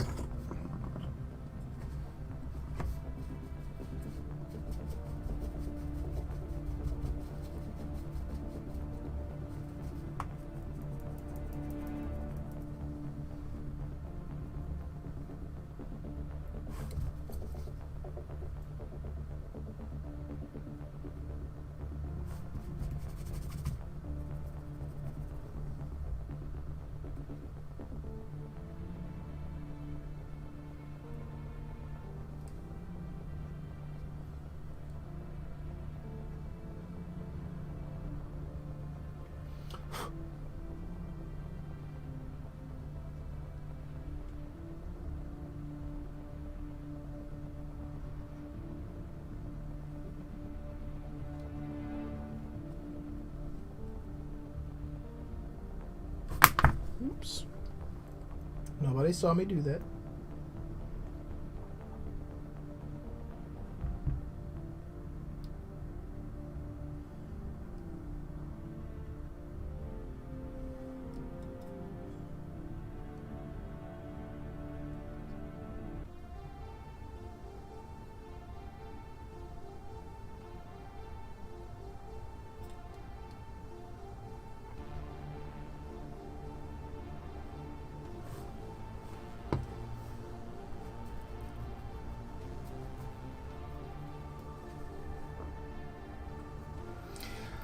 Moth, I've only used this one. This is my second time using it, and I can't say I would recommend it for metallics. For whatever reason, it feels like the flakes fly off, and I'm not sure why. Probably because it's, I don't know, metallics.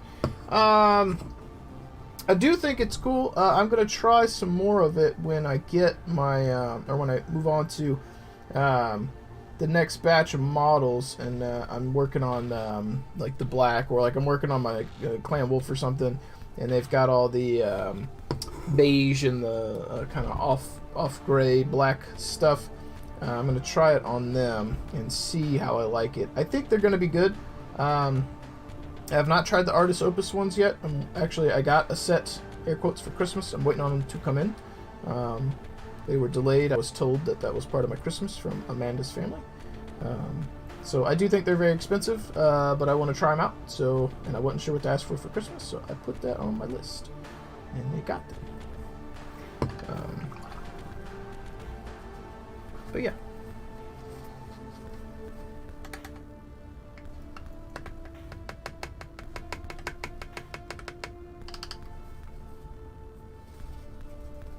Where is my brush cleaner?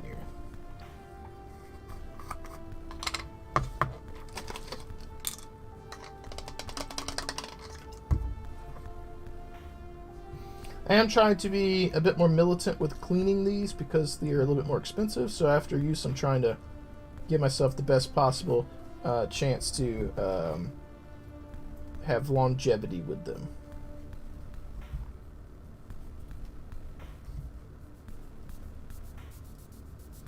And right now I'm just kind of using my palm to clean that out. I'm not this vigorous with my good brushes because I don't want to damage the bristles, but with this one, it's a dry brush, so I can be a little bit more vigorous with the cleaning.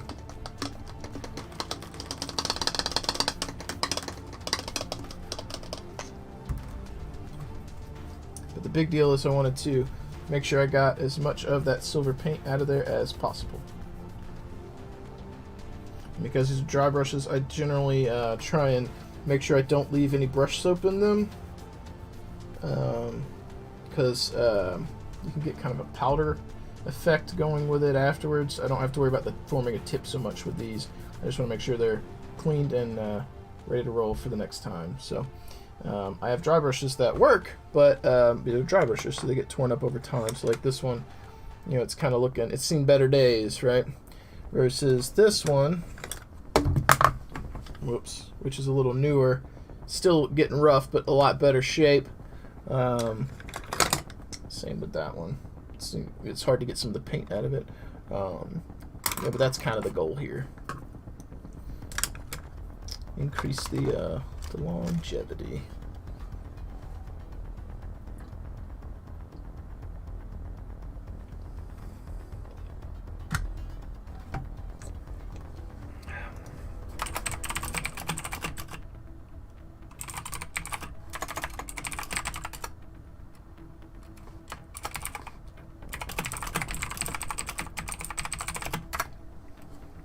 Alright, so there we go. Now, I've got some... Oh, I was going to do one more thing with that brush before I cleaned it. Damn it. That's okay. We'll use a different dry brush. It's not the end of the world here.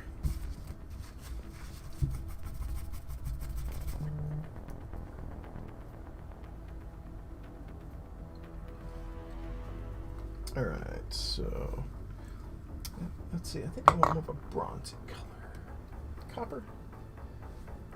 Maybe not. It's copper.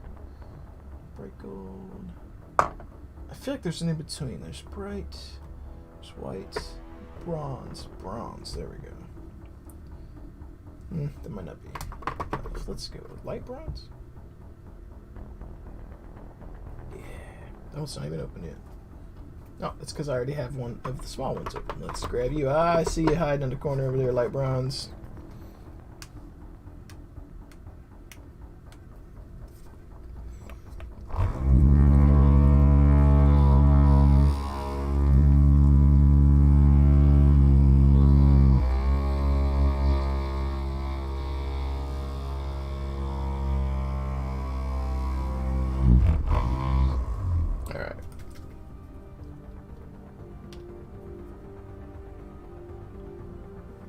Well, hopefully it'll be here soon, and hopefully it works out for you.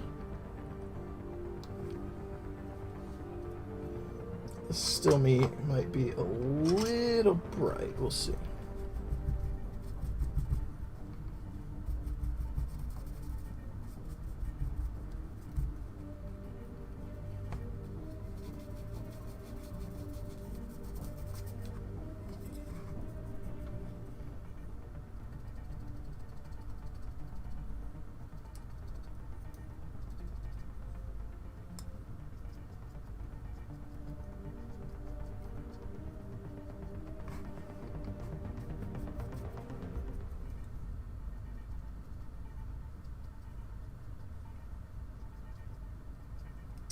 Well, I wanted it to be a little bit more intense than that.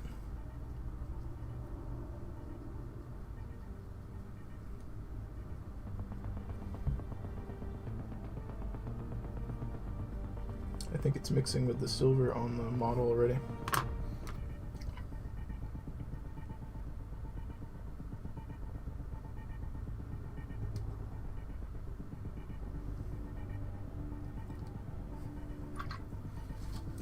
It's alright.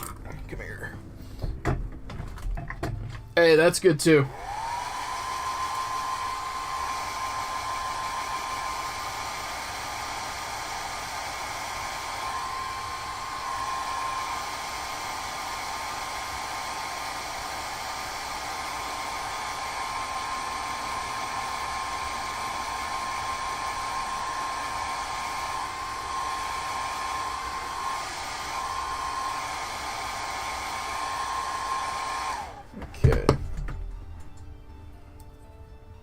Actually, we're going to go up a step because I think that's just too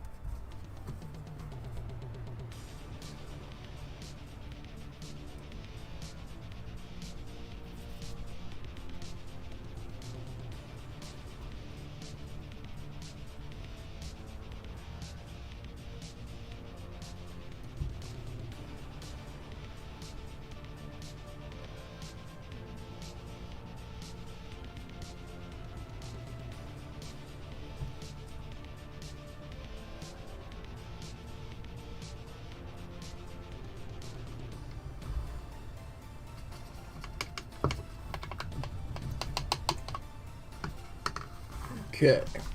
Hair dryer.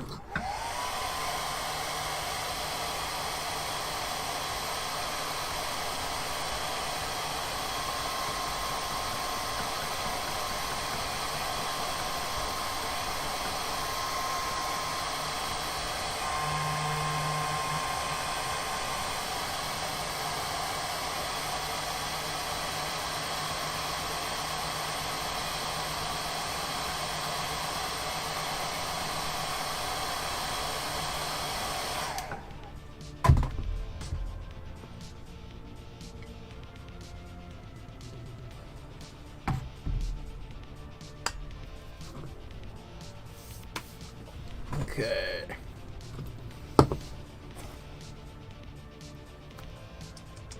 I have another one of these floating around somewhere. Where's my other pallets?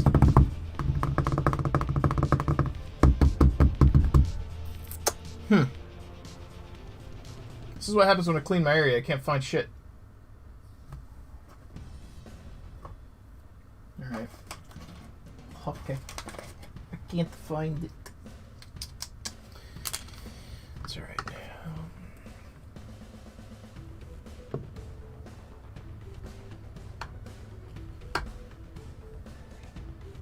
Need purple.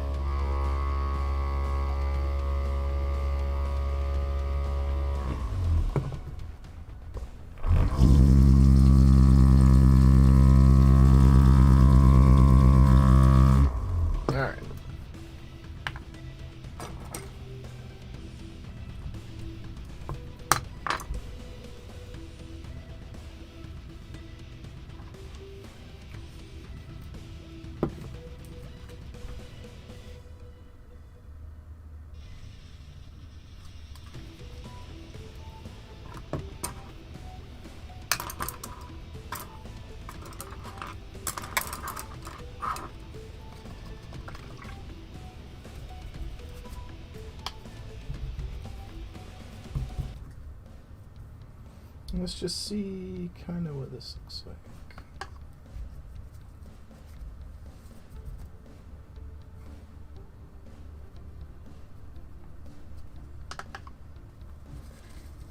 Let's see how strong that is. Not very. Alright.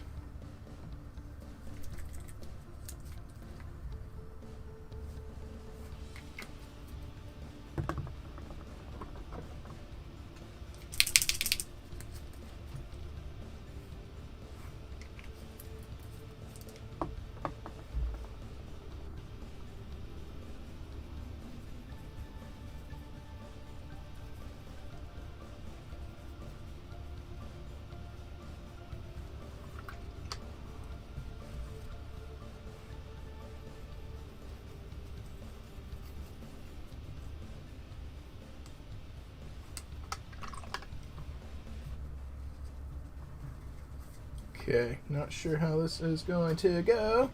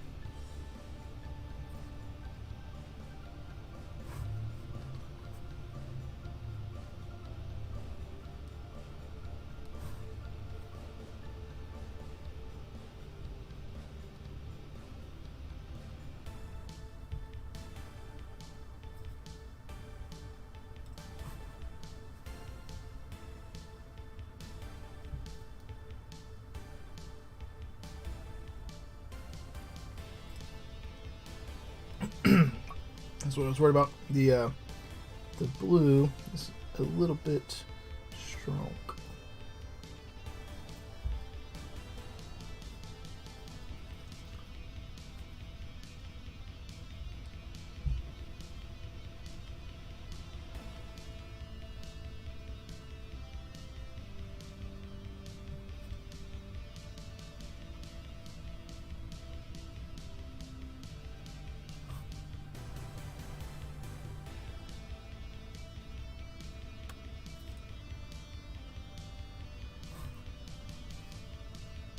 Squad morale restored. Hey, MadGoat06, thank you for the follow. Welcome to the stream. Appreciate you hitting that follow button and hanging out with us today.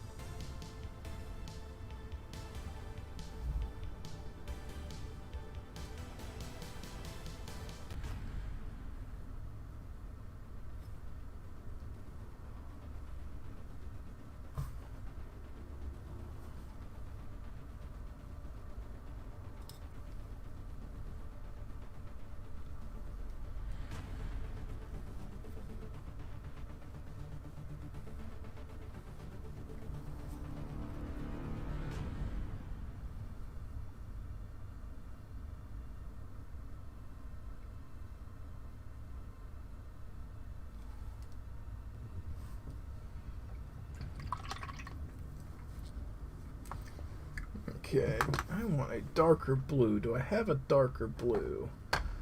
That blue is still very, very bright. I bet I could drop in a little black. I bet that will do us up.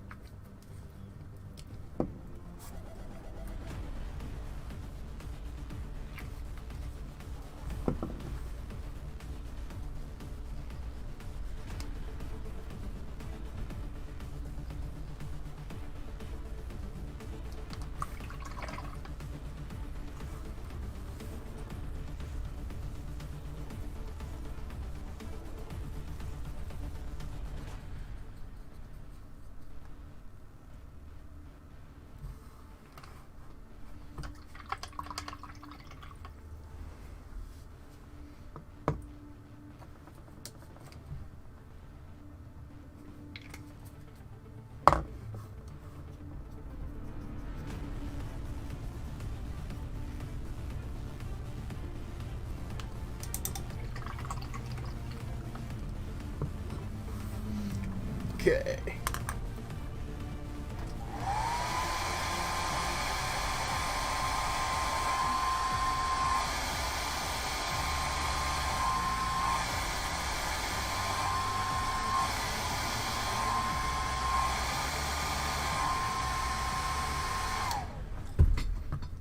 All right.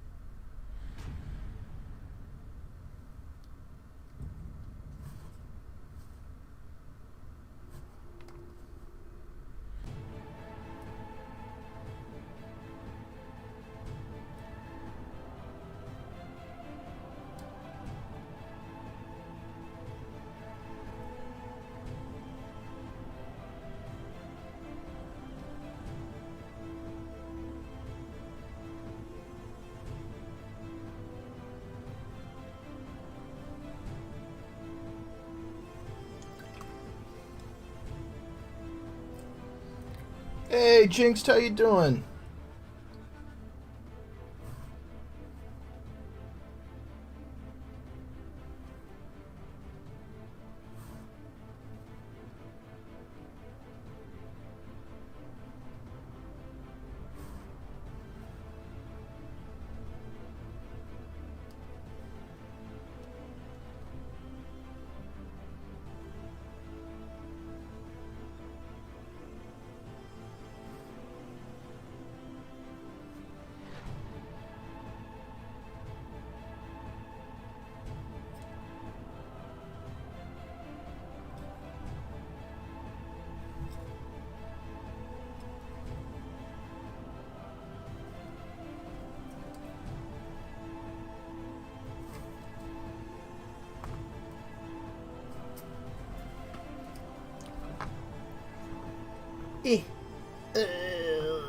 Where's the button?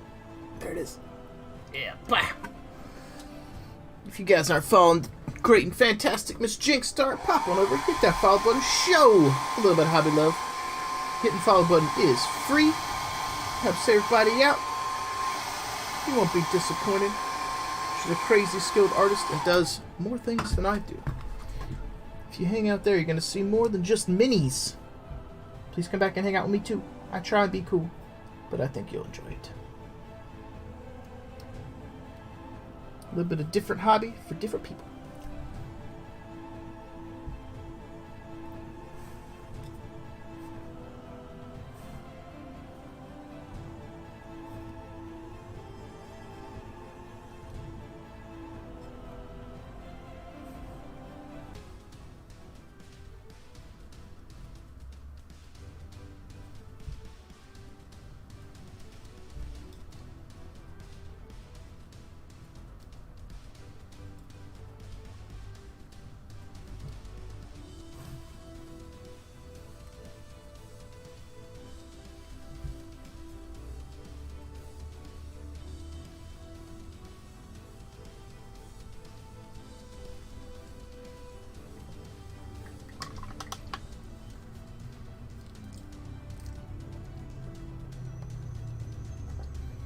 Not doing too bad. How are you?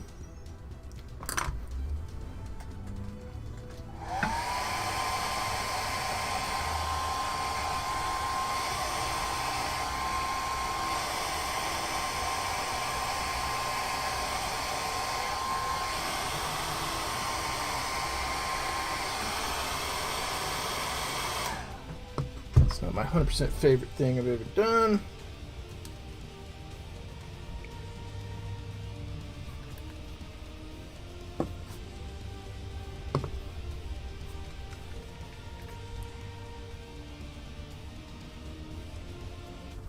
Keep forgetting to refill my water dropper. I need to.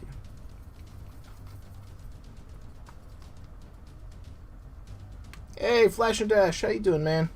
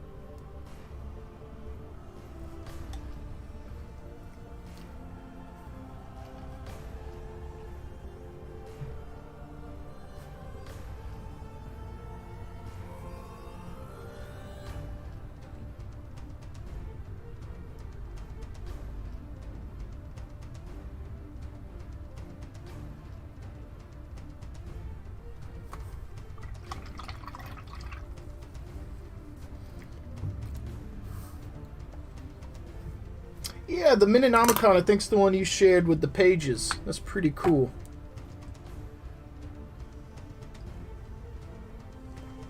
And Lando, that does sound like a lot of stuff to keep up with. And Flash Dash, I'm not doing too bad, man. Just working on minis, you know, doing the do.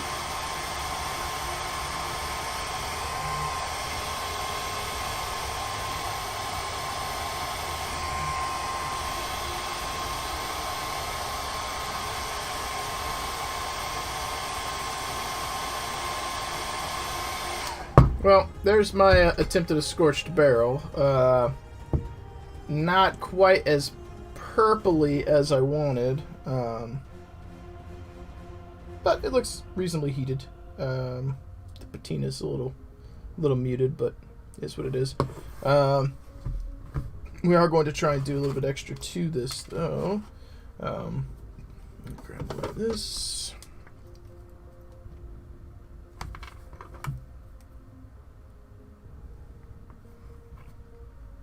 That's probably plenty.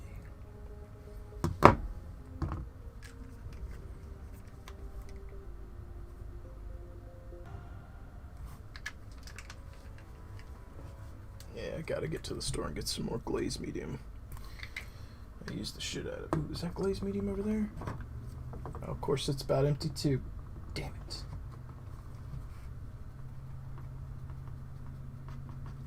I'll try and sneak away and make a quick trip to Hobby Lobby with my PPE on. Run in, grab my pink, get out.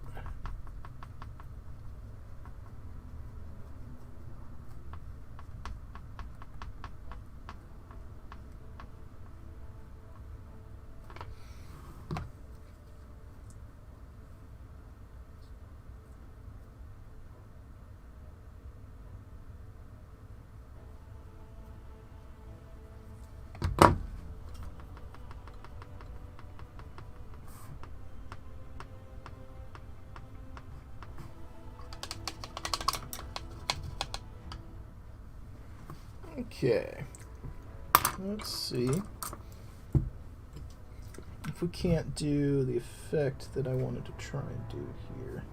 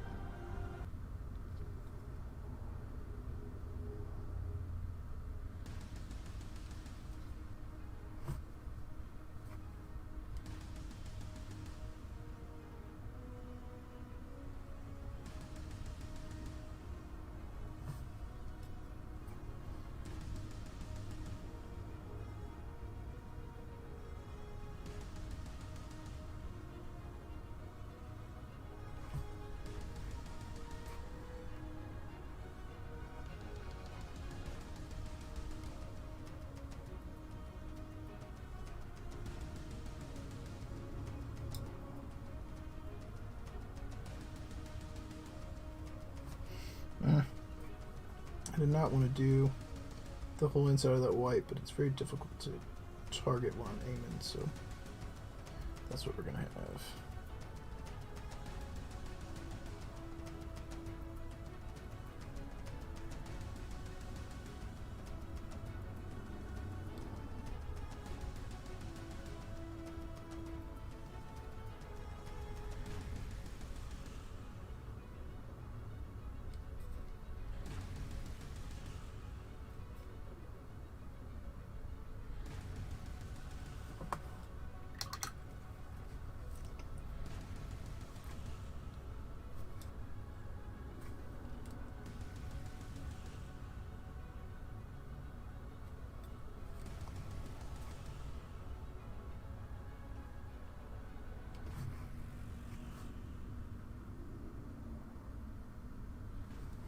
The white is pulling the purple ink out, start to tint.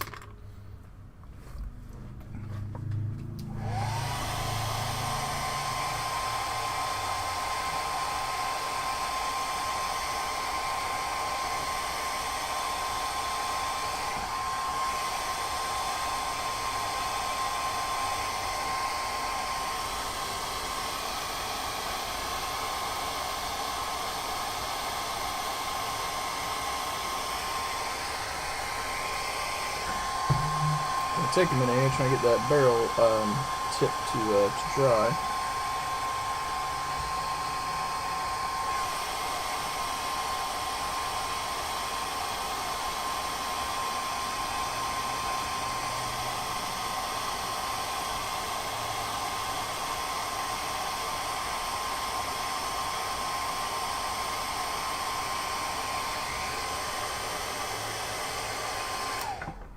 Dry yet?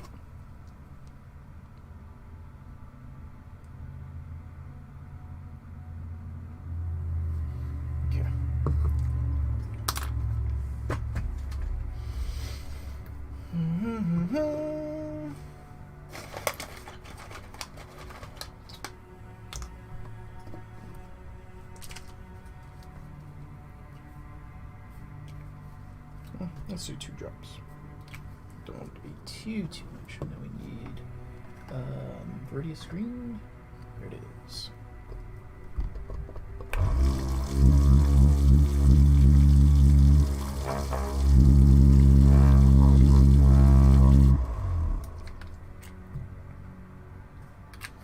There we go.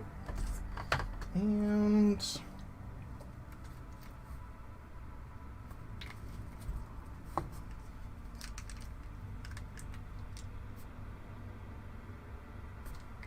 all right, so we got our drop. Let's just mix her up.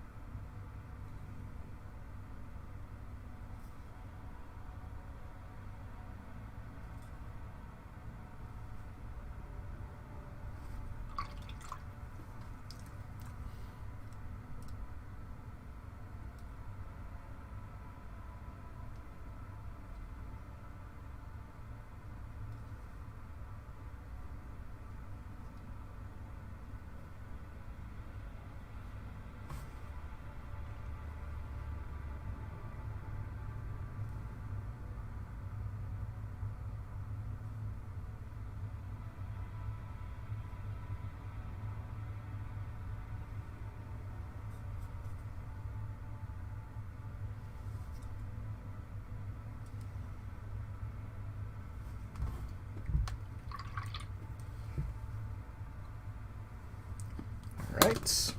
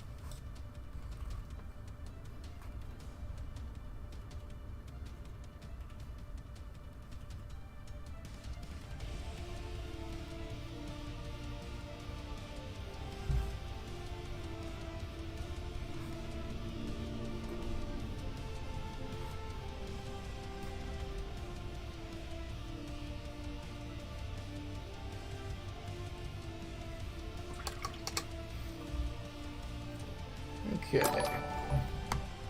Ronnie Delgado, thank you for the like over on Facebook, man. I appreciate that.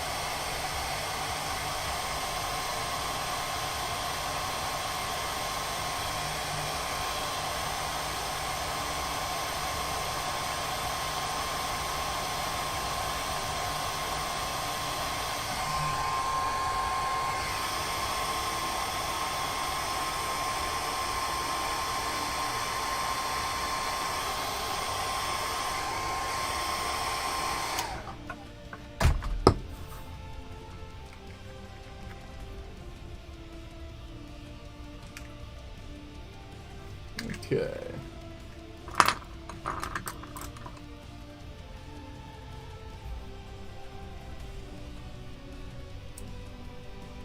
Should be thinned down even more.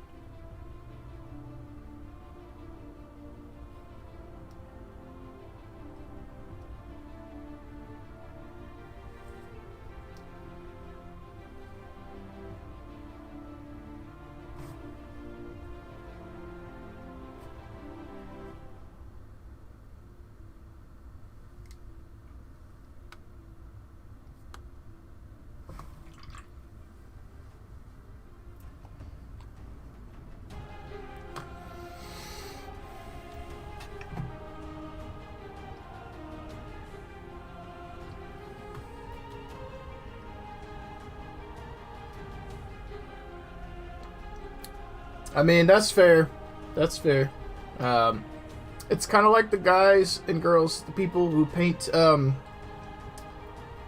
They'll paint the inside of like a rhino for Warhammer. The back hatch has inside details. They'll paint the inside even though they know that they're never going to open the back of it. But they still do it because they want to be able to say they did it. So this is a case where like you might be able to skip this step, but then you know you skipped it, so you want to be able to do it. Yeah, I get that. 100%.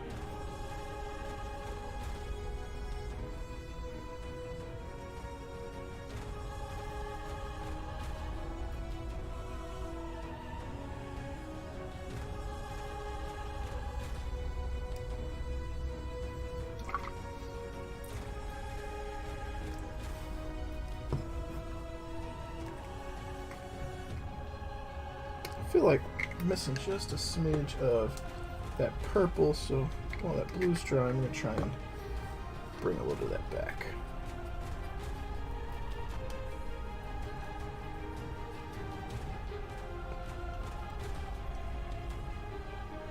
You definitely work at an interesting scale, too. Some of the stuff you do is really tiny.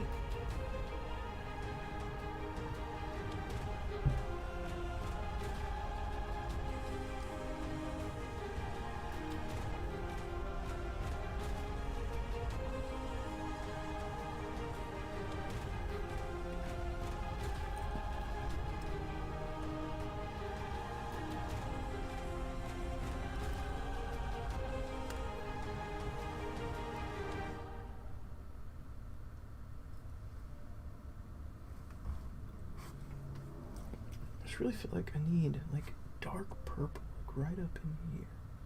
I really need that, I feel like. Needs to be like a good separation right in here.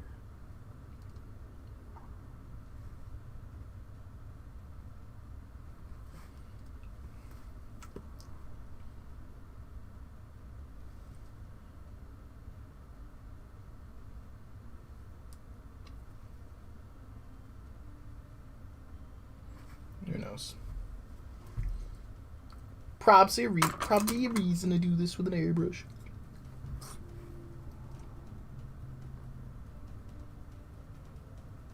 It's not the same thing, but it reminds me of people who like to take like a little grain of sand and they'll write words and shit on it. It's like, I don't know how you do it.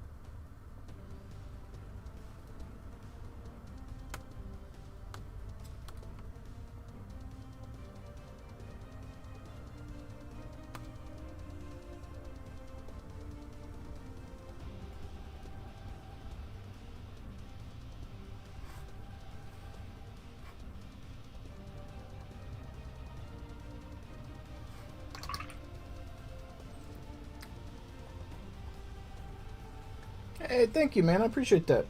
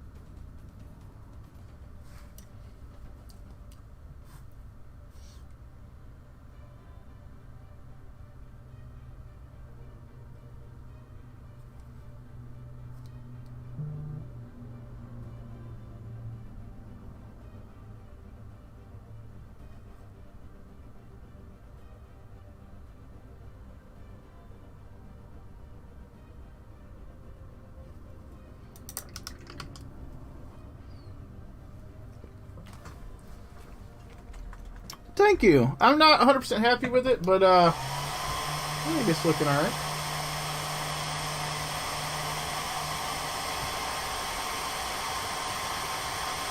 I do need to round up this barrel. I'm spending too much time on it.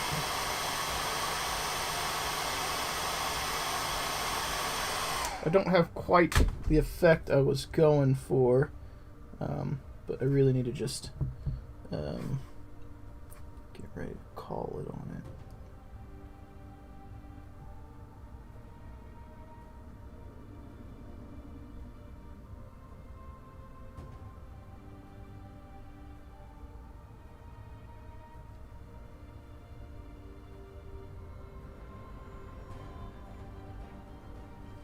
Okay.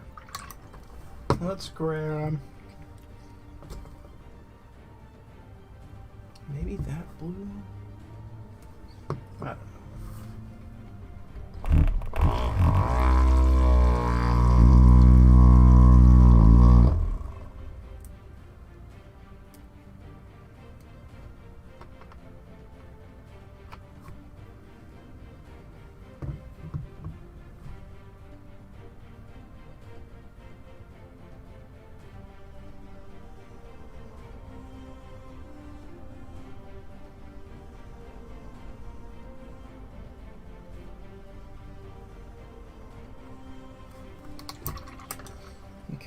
Let's try this maybe.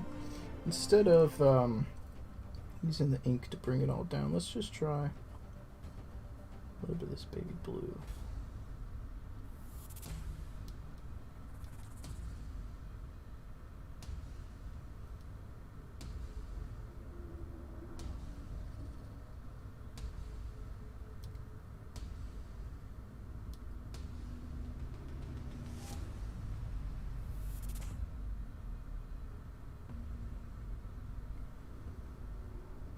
I was kind of trying to go for like striations in the metal, but I don't think I've quite nailed that.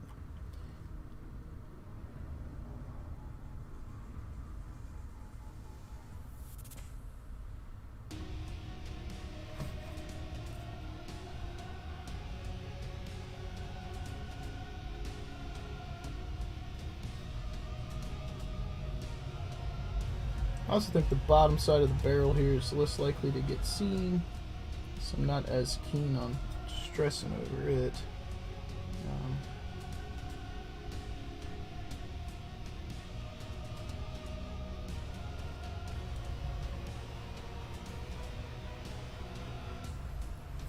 But yeah, I think that little bit of baby blue there instead of white is helping out.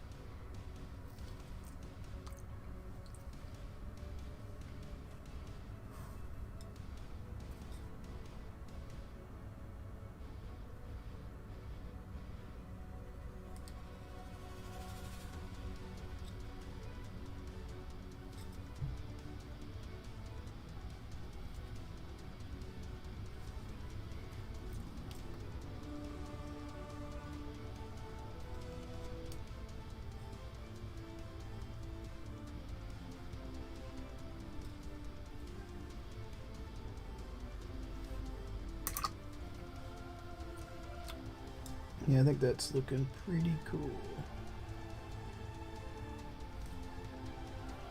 I would like to kind of darken up right in here and preserve the white if I can.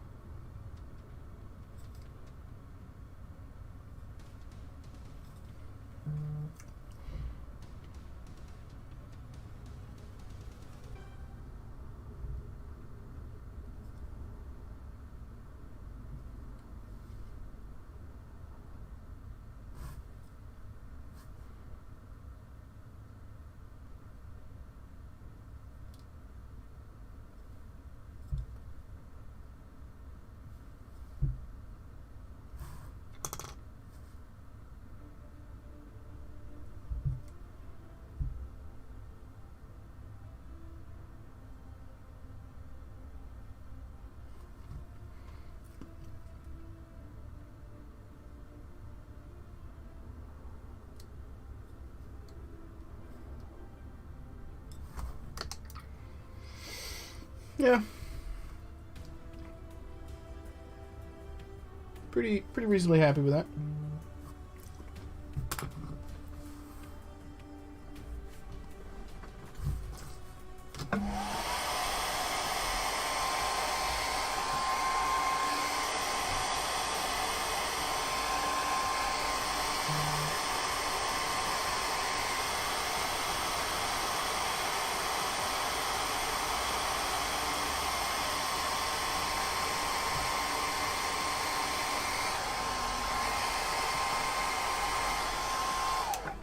Okay, let's grab a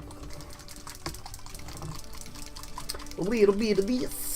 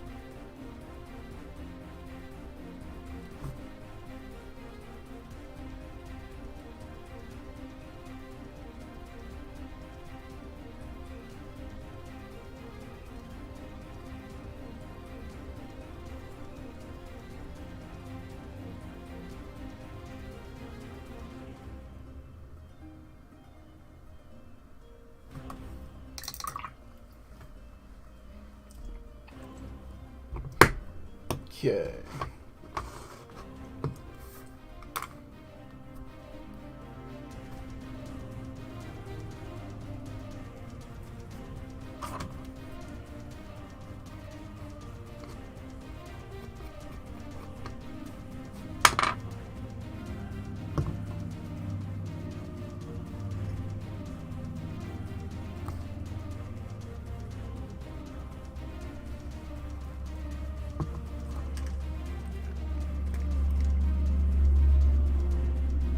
I've got to refill this bottle up. Give me so much trouble.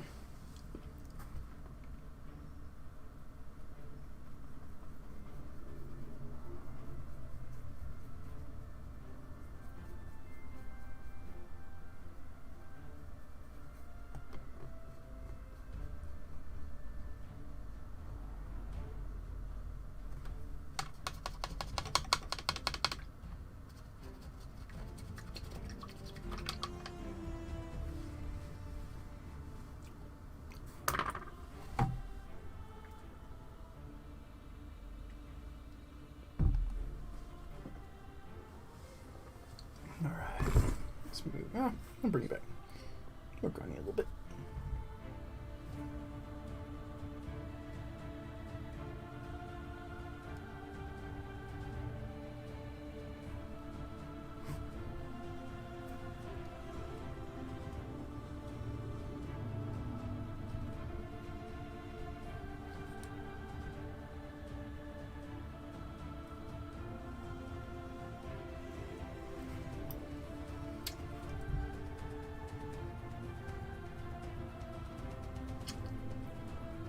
Got a little lackadaisical with my highlight there.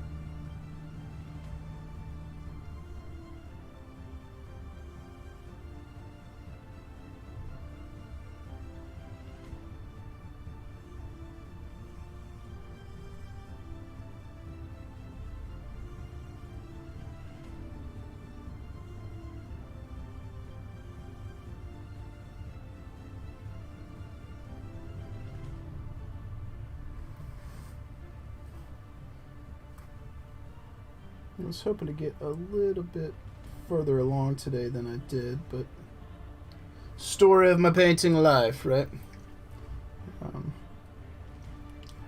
Never quite get as much done in the time we have.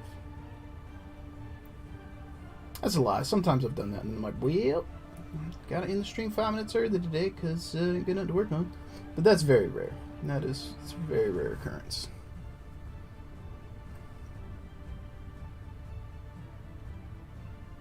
99.99 repeating % of the time, I don't get nearly as far as I want to get. Well, that's because I do a lot of talking, but I'm assuming some of you guys, most of you guys probably hang out just because you enjoy listening to me ramble and talking about shit with me. Probably not as interested in the painting, and maybe you'll like the final result, but probably not sitting here watching every brushstroke. Yep, there is never enough time.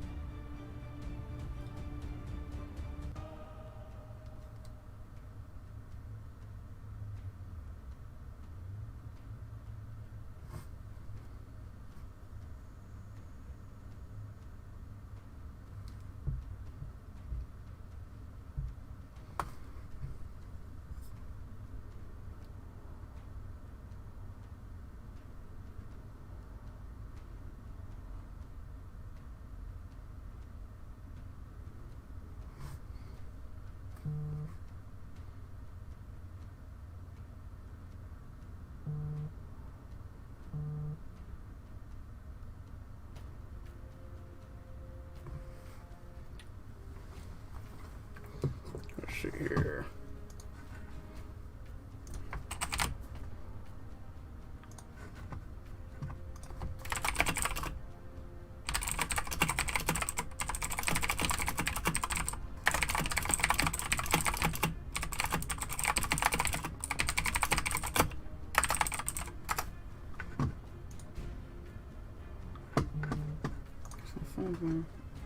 Wow. Shipping notifications for DRD.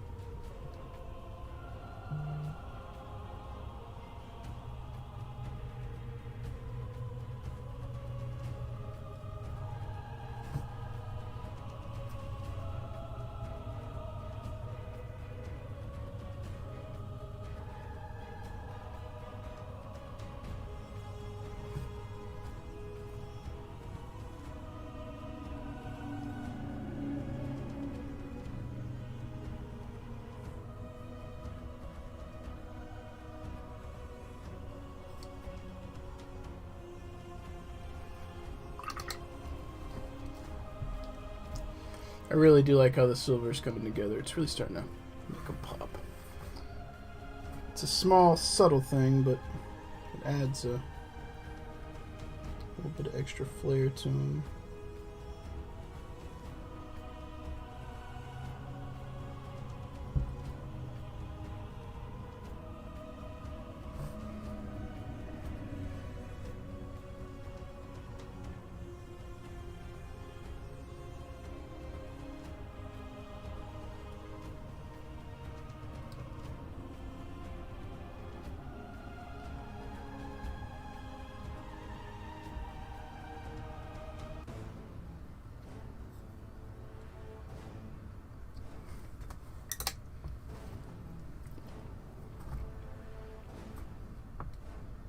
I think tomorrow we'll be well on our way to wrapping up all the silver and then doing some of the lasers and maybe some of the canopies. The cockpit shouldn't be too bad, I think. The Thunderbolt's cockpit is actually in a not intuitive place if you aren't familiar with the models. If you are, then you know. I don't paint my Thunderbolts up to the lore standard on this particular variant because I think that the cockpit location is weird and it's very hard to get to, and you almost just don't paint it because you can't get into it. Now, I'll show you what I'm talking about. And there will be people kind of like drilling your barrels. There's going to be some Battletech people who give me shit for it, but it's my model and I'm going to paint it how I want to paint it. But on this particular mini, this right here, you'd think that is the cockpit. It's kind of oriented in a way that you would think that is where the guy's sitting and shooting out of. It is actually the slit under it. The very, very tiny slit is actually where he's at, and that's fine. I just like this one better because I think that makes more sense. It's a little bit easier to paint. Otherwise, might as well just skip that thing down there. It's so hard to get into. It's so small. So I'll be painting this one as a canopy, and then we'll have two little silver strips holding it down. I'm probably not the only one who does that, but I'm also, while I like Battletech, I'm not that much of a purist that I can't extrapolate and see something a little differently. And at the end of the day, like I said, it's my model, and I'm painting it the way I want to.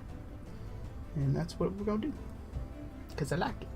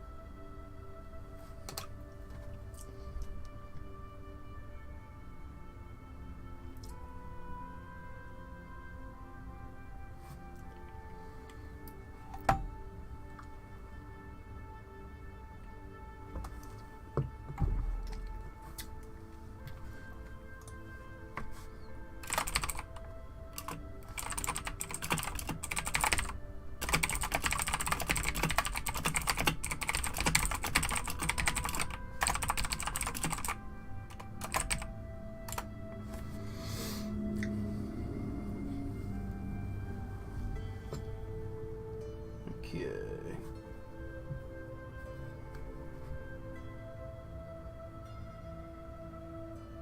I think his knuckles are a little bit too bright as well on the top, so we're going to hit that with a little bit of our black here. Yeah, we lost a lot of the definition on the front knuckles when I was playing around with that dry brush, so we're just going to wash again, but we're going to focus on the bottom side so that if it's muted, it's where the shadow would be, and the top side will retain more of that sheen. Put a little bit more in this little fisty fist. There we go. Alright. There's certain limitations with the models, and you can work around it paint-wise if you want to spend the time, which I often do, but sometimes you're at a point where you're just like, that detail is a little shallow, and it's going to take some effort to bring it up to snuff, and I don't want to invest that effort. The hands feel like the knuckles and appendages are a little bit shallow, so they don't catch the dry brush quite as well. I guess I could come in and just blackline in between them, but again, just adding more and more time investment to the minis when I could just move on. That said, speaking of blacklining, this is rather important. I think the delineation between fist and forearm there, so I am going to put a little bit of black right there. I think that helps out a little bit.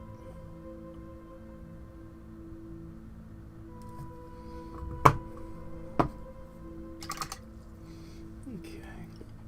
We are rapidly running out of time here on stream today.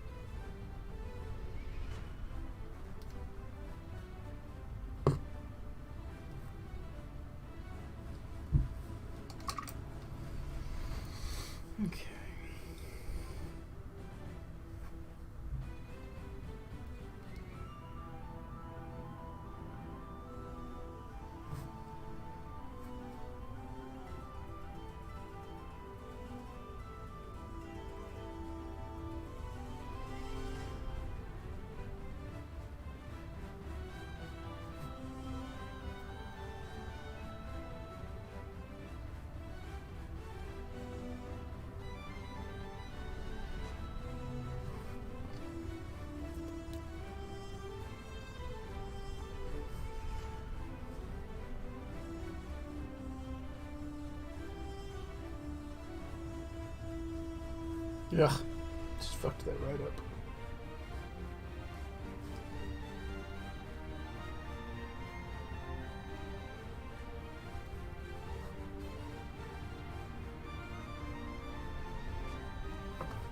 Probably ought to wait to re-highlight, but I do think re-highlighting these little fins around that is gonna make it stand out a little bit more, I think. Hitting the edge and then some highlights on the thing. I don't know. It's just, I feel like it's gonna pull the front of it out. That's what I want to do. Yeah, and then like the little colors and the lasers would be good. Thinking maybe green on the lasers might be nice.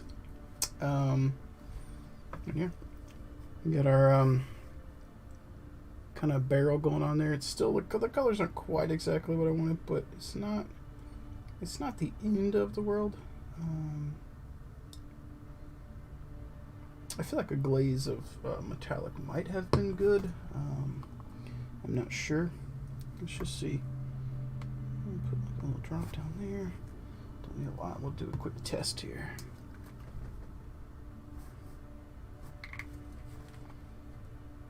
How about we use a larger brush?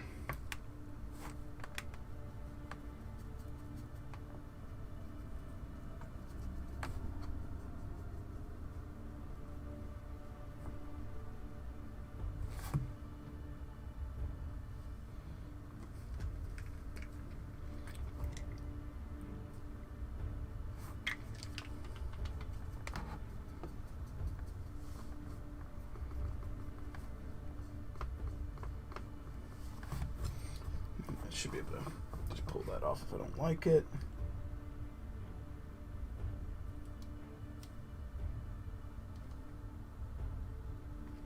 Yeah, I think that's not actually too bad because that's going to give us a little bit. It's lighting it up a little bit. I get some of that metallic sheen back.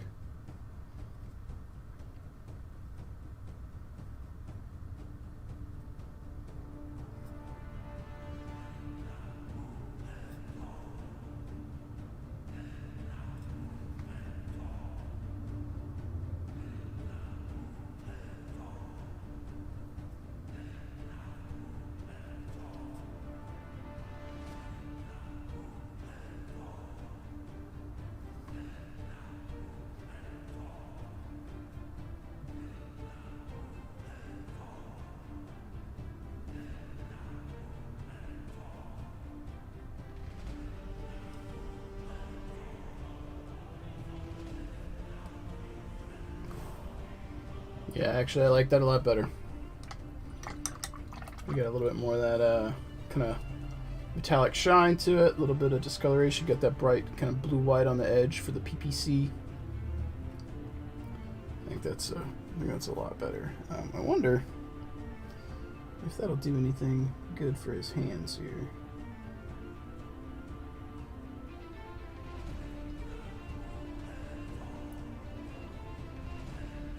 Not anything ultra major here.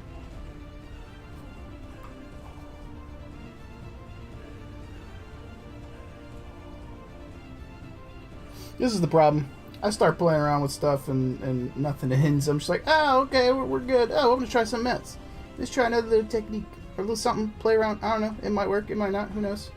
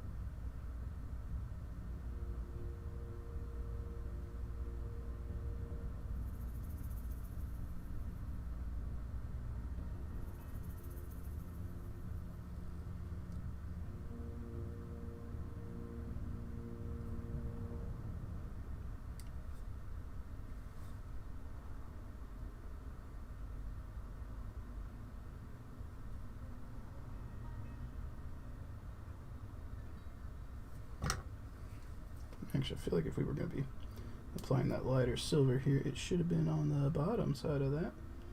But whatever.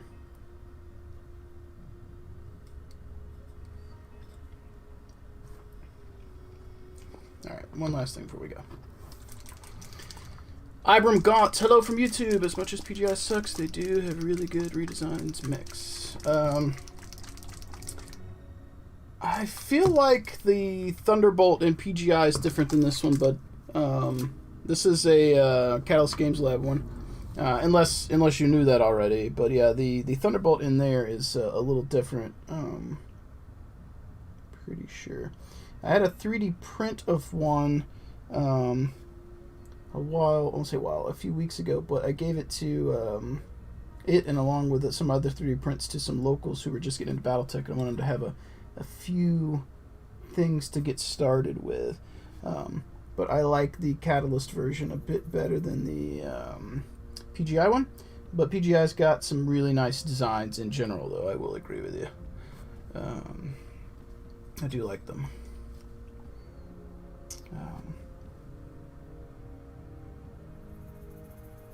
Their version of the T-Bolt is a bit bulked out. Jinxed, getting organized with the terrain stuff is not a bad idea. Mine is a little bit all over the place.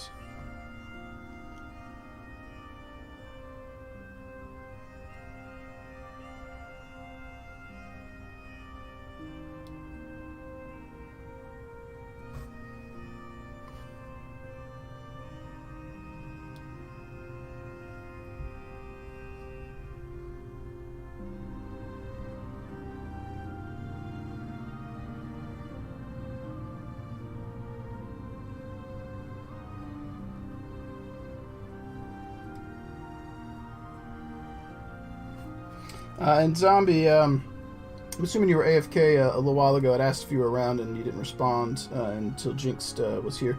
And then I got sidetracked. I spoke with Austin. I'm probably going to try and get you a coupon code set up if you're interested in working on some of our Hex City. And we'll get you set up so you could pick up a set of that and paint it at your leisure. Austin is pretty impressed with what you've done so far on the Rust Point, and we're eager to see what you continue to do with our terrain, man. It's quite impressive.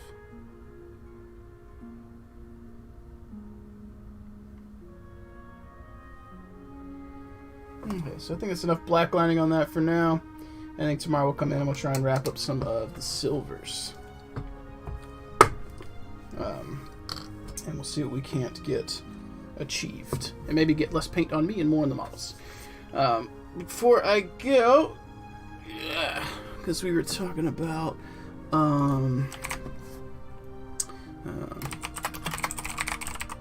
let's see here.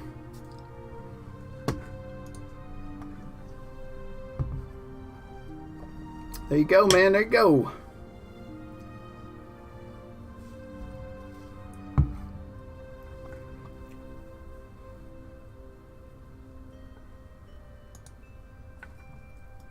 Let's see. And we'll do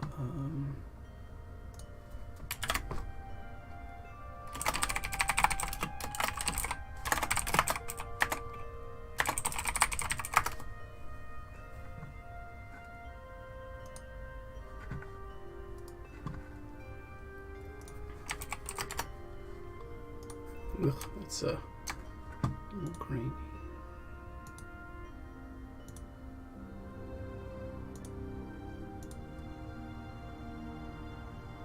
Alright, so we're talking to Ibram Gaunt on YouTube. Before we go, we'll talk about the Thunderbolt for just a moment. So not a particularly amazing photograph here, but it does have the 3 lasers on the breast here, and then the 2 here. The big thing I think that is a major difference is the kind of girth of the model. So if you look over here, let me actually come here. So here is a 3D printed Thunderbolt. Let's just do Change address. Alright, so this is a 3D print from MWO.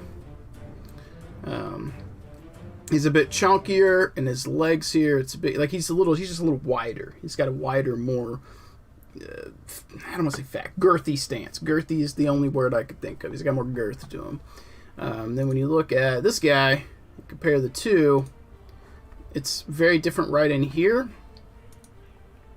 Torso's a bit beefier on this one. Like you see, it's broader shoulders, tapers down, almost like he's like a bodybuilder or something. And then you look at this guy, and he's more of a box. He's got rounded, kind of angled edges, but it's not like a V, right? Not like a V. This guy kind of has that V shape. It's big, chunky V. And the other one's a bit more boxy, right? He's got, the cockpit is a bit bigger, and it's offset to the left, and it's left. And then on this one, it is more streamlined and low, and it's offset to the right. Its missiles are also on its left shoulder. PGI's got it on the right shoulder, but about the same, in terms of weapon loadout. A slight difference in lasers. He doesn't have one here, but, depending on what your, build loadout in the game is, that may change. Hands are different as well. He's got the claws, like it looks like this. Whereas the Catalyst one has fists. It's a bit more humanoid in that regard. So yeah, this one's a little bit chunkier, but it still looks like a T-Bolt. Both of them look better than the old school Thunderbolt, which we'll show real quick.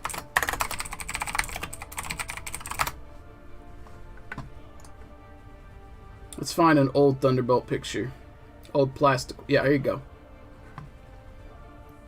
I'm not trying to show this to cast shade in anyone's painting abilities, but I'm talking about the differences between PGIs and Catalyst's two things. PGI being the online game and Catalyst being the miniatures.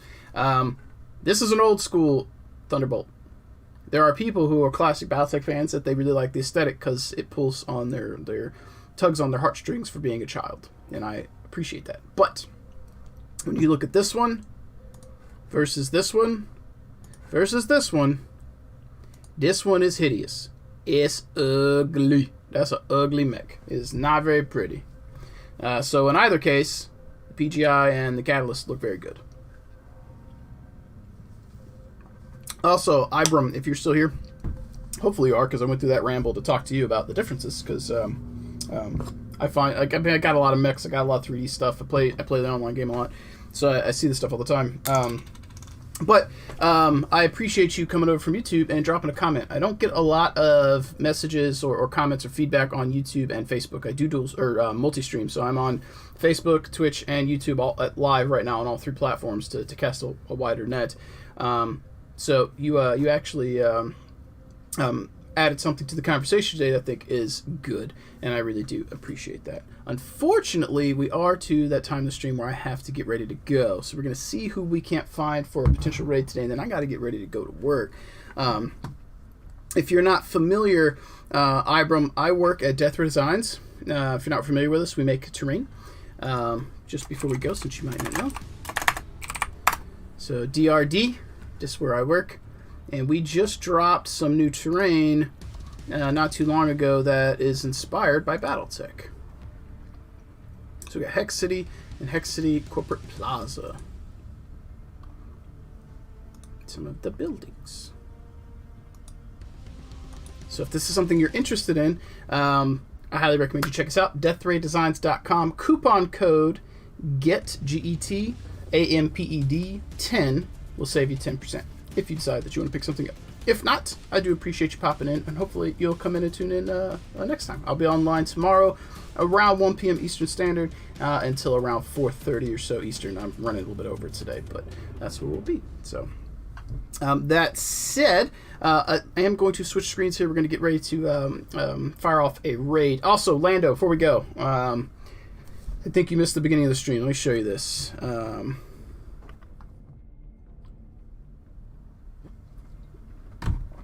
So, I didn't get to show this at the beginning of the stream. We didn't have a lot of people here to talk to at the beginning.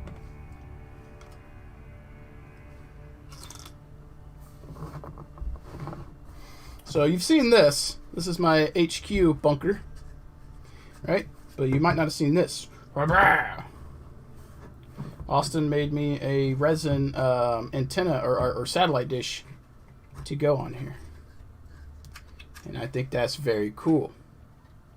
So I got to design a drop-in that goes here that's optional, that fills this up and has a hole for that to set in. So you can use that if you want to. The downside is, when we were doing this, something has come to my attention with my designs. And this is a cascading failure of bullshit nonsense that yesterday I wanted to cry. It was very, very, very bad when I found out what I had messed up. My very first design, my hexes are the wrong size. They are 1.3 give or take, and they should be 1.2 give or take. I think the actual base size of a mech is like 1.8, 1.18, 1.19, somewhere in there. But 1.2 is about the standard for a base, give or take a little bit of margin of error. When you lay these down, somehow my stuff got wrong or got off, and you can see that mech's base doesn't fill up the hex, which is normal. The hexes on the maps are a little bit bigger than the mechs. That's fine. These are a lot a bit bigger. Instead of this being 1.2 or between 1.18 and 1.2, this is like 1.3 something. So all of my buildings that use hexes, they are longer and wider than they should be, and they are not going to line up on hex maps very well. And it's a cascading failure. So like this one would probably be semi-close when you plop it down, because it's gonna, you can center it and it'll be a little bit over on all the edges. That's small. This one is a little bit over on all the edges, and then this compounds the error, because flat to flat, which would be here to here, should be 1.2 give or take, and instead it's 1.3, so it's like doom, doom, doom, doom, and it starts going, and this should be somewhere right around like here, I think, give or take, and it's like there. It's bad, and it should be squeezed in. So the issue with this is like these aren't too bad, because I can squeeze that in, and the width of that is would probably be okay.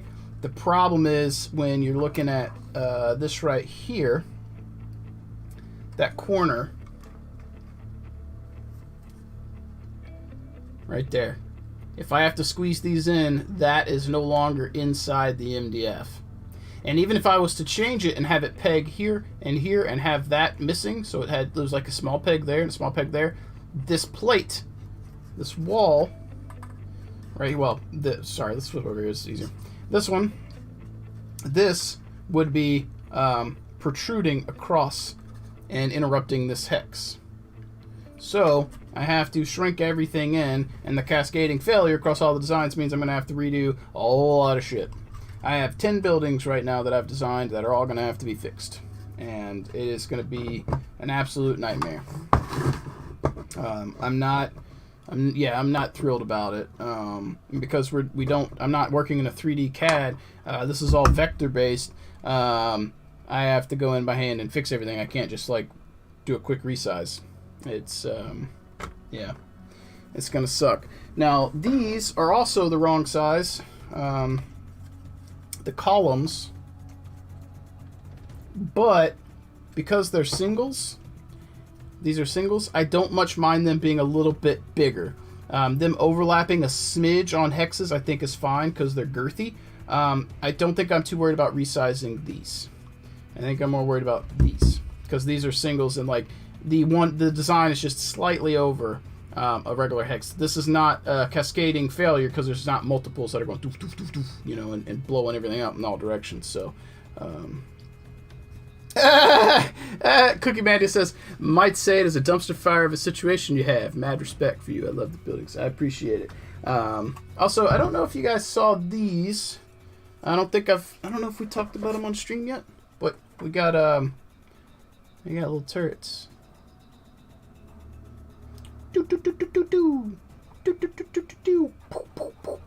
Yep. So that's the missiles, and we got the guns. Little turrets. Austin designed for me.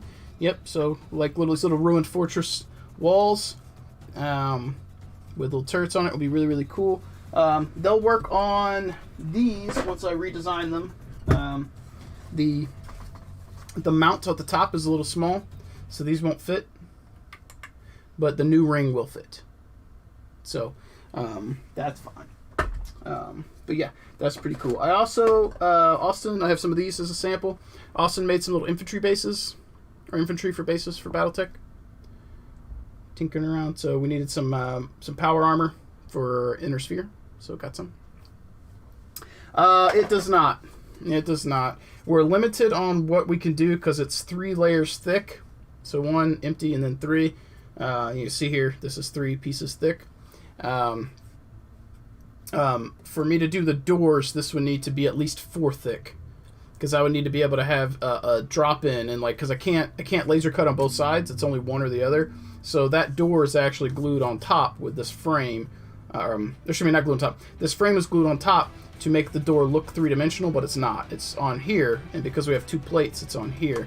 But if I was to have a drop in where the depth was, there was a hole here and that door showed through, it would only be on one side. So yeah,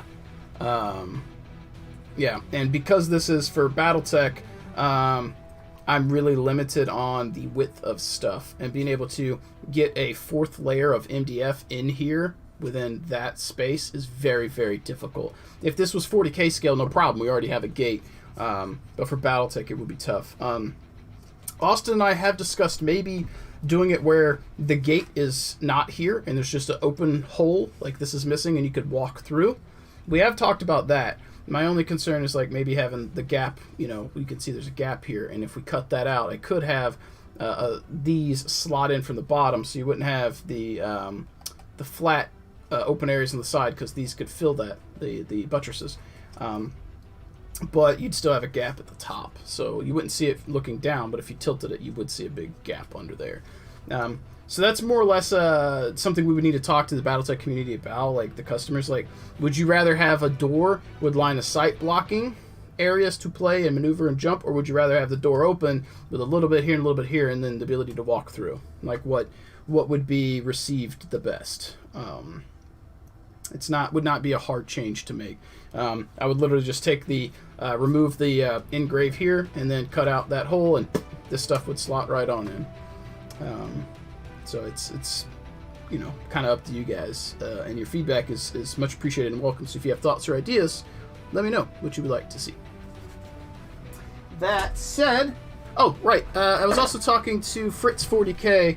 He's talking about playing Battletech on a hexless map, but using hex movement, and he wanted me to work on some type of widget for him.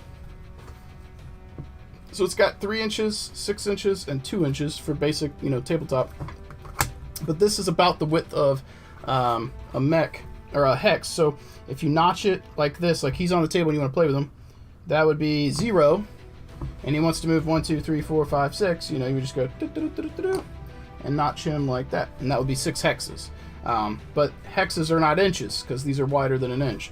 But he was talking about being able to use it and, like, you know, line it up for playing a game without a map, but you still want to use hexes but use inches for range.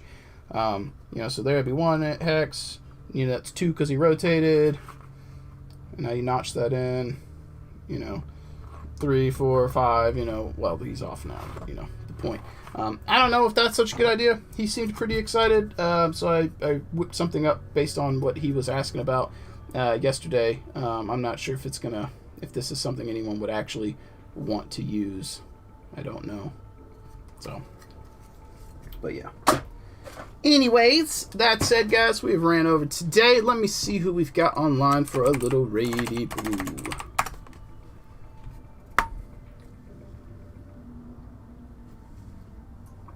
I think we're going to hit up Studio J7. Been a few days, a few weeks, been a little bit since we were able to raid them, so we're going to come on in. We're going to hit Studio J7 with that raid. If you guys happen to hit him with that, or go in with that raid, hit him with that follow button, spam some emotes, and let him know who sent you. Spread that hobby love. One little stream, one little like, one little comment at a time. We're going to hit this thing. Oop. And guys, that's going to bring us to the end of today's stream. Both. I'm both. AMP, or Justin, whatever you want to call me. The Armed Painter, AMP, Justin. If you know me from video games or online games, it's Justin Cloud, Stratius, Julius Dent. Mostly Stratius and Justin Cloud. So, amp it is. Yep. I thought about changing my screen name here on Twitch to The Armed Painter to match my Instagram, but then all the links I've ever shared in the history of my stream ever would be broken. So, but I appreciate you guys hanging out with me today. Thank you very much. I don't have time to ramble too much, but thank you guys for tuning in. I really do appreciate it. I hope you're keeping your spirits high. I hope you're picking up those paintbrushes and painting your models. I hope that you're keeping that motivation there and you're keeping your head up. Life is a way of grinding us down. Make sure you try and keep your head above water, and if you find that you're starting to sink, reach out, grab whatever you can to keep yourself afloat, and don't forget you got friends, you got a community. We're here. We'll throw you that lifeline. We'll help keep your head above that water, and once you're strong and you're ready to go, you got that motivation again, someone else on this boat, this journey we're all on, may feel like they're sinking, and you can be that light in the darkness for them. You can be that tether, that life raft for them, that beacon of hope when things seem kind of bleak for them as well. So trying to reinforce the idea that we as a community can come together and make sure that we're all doing well.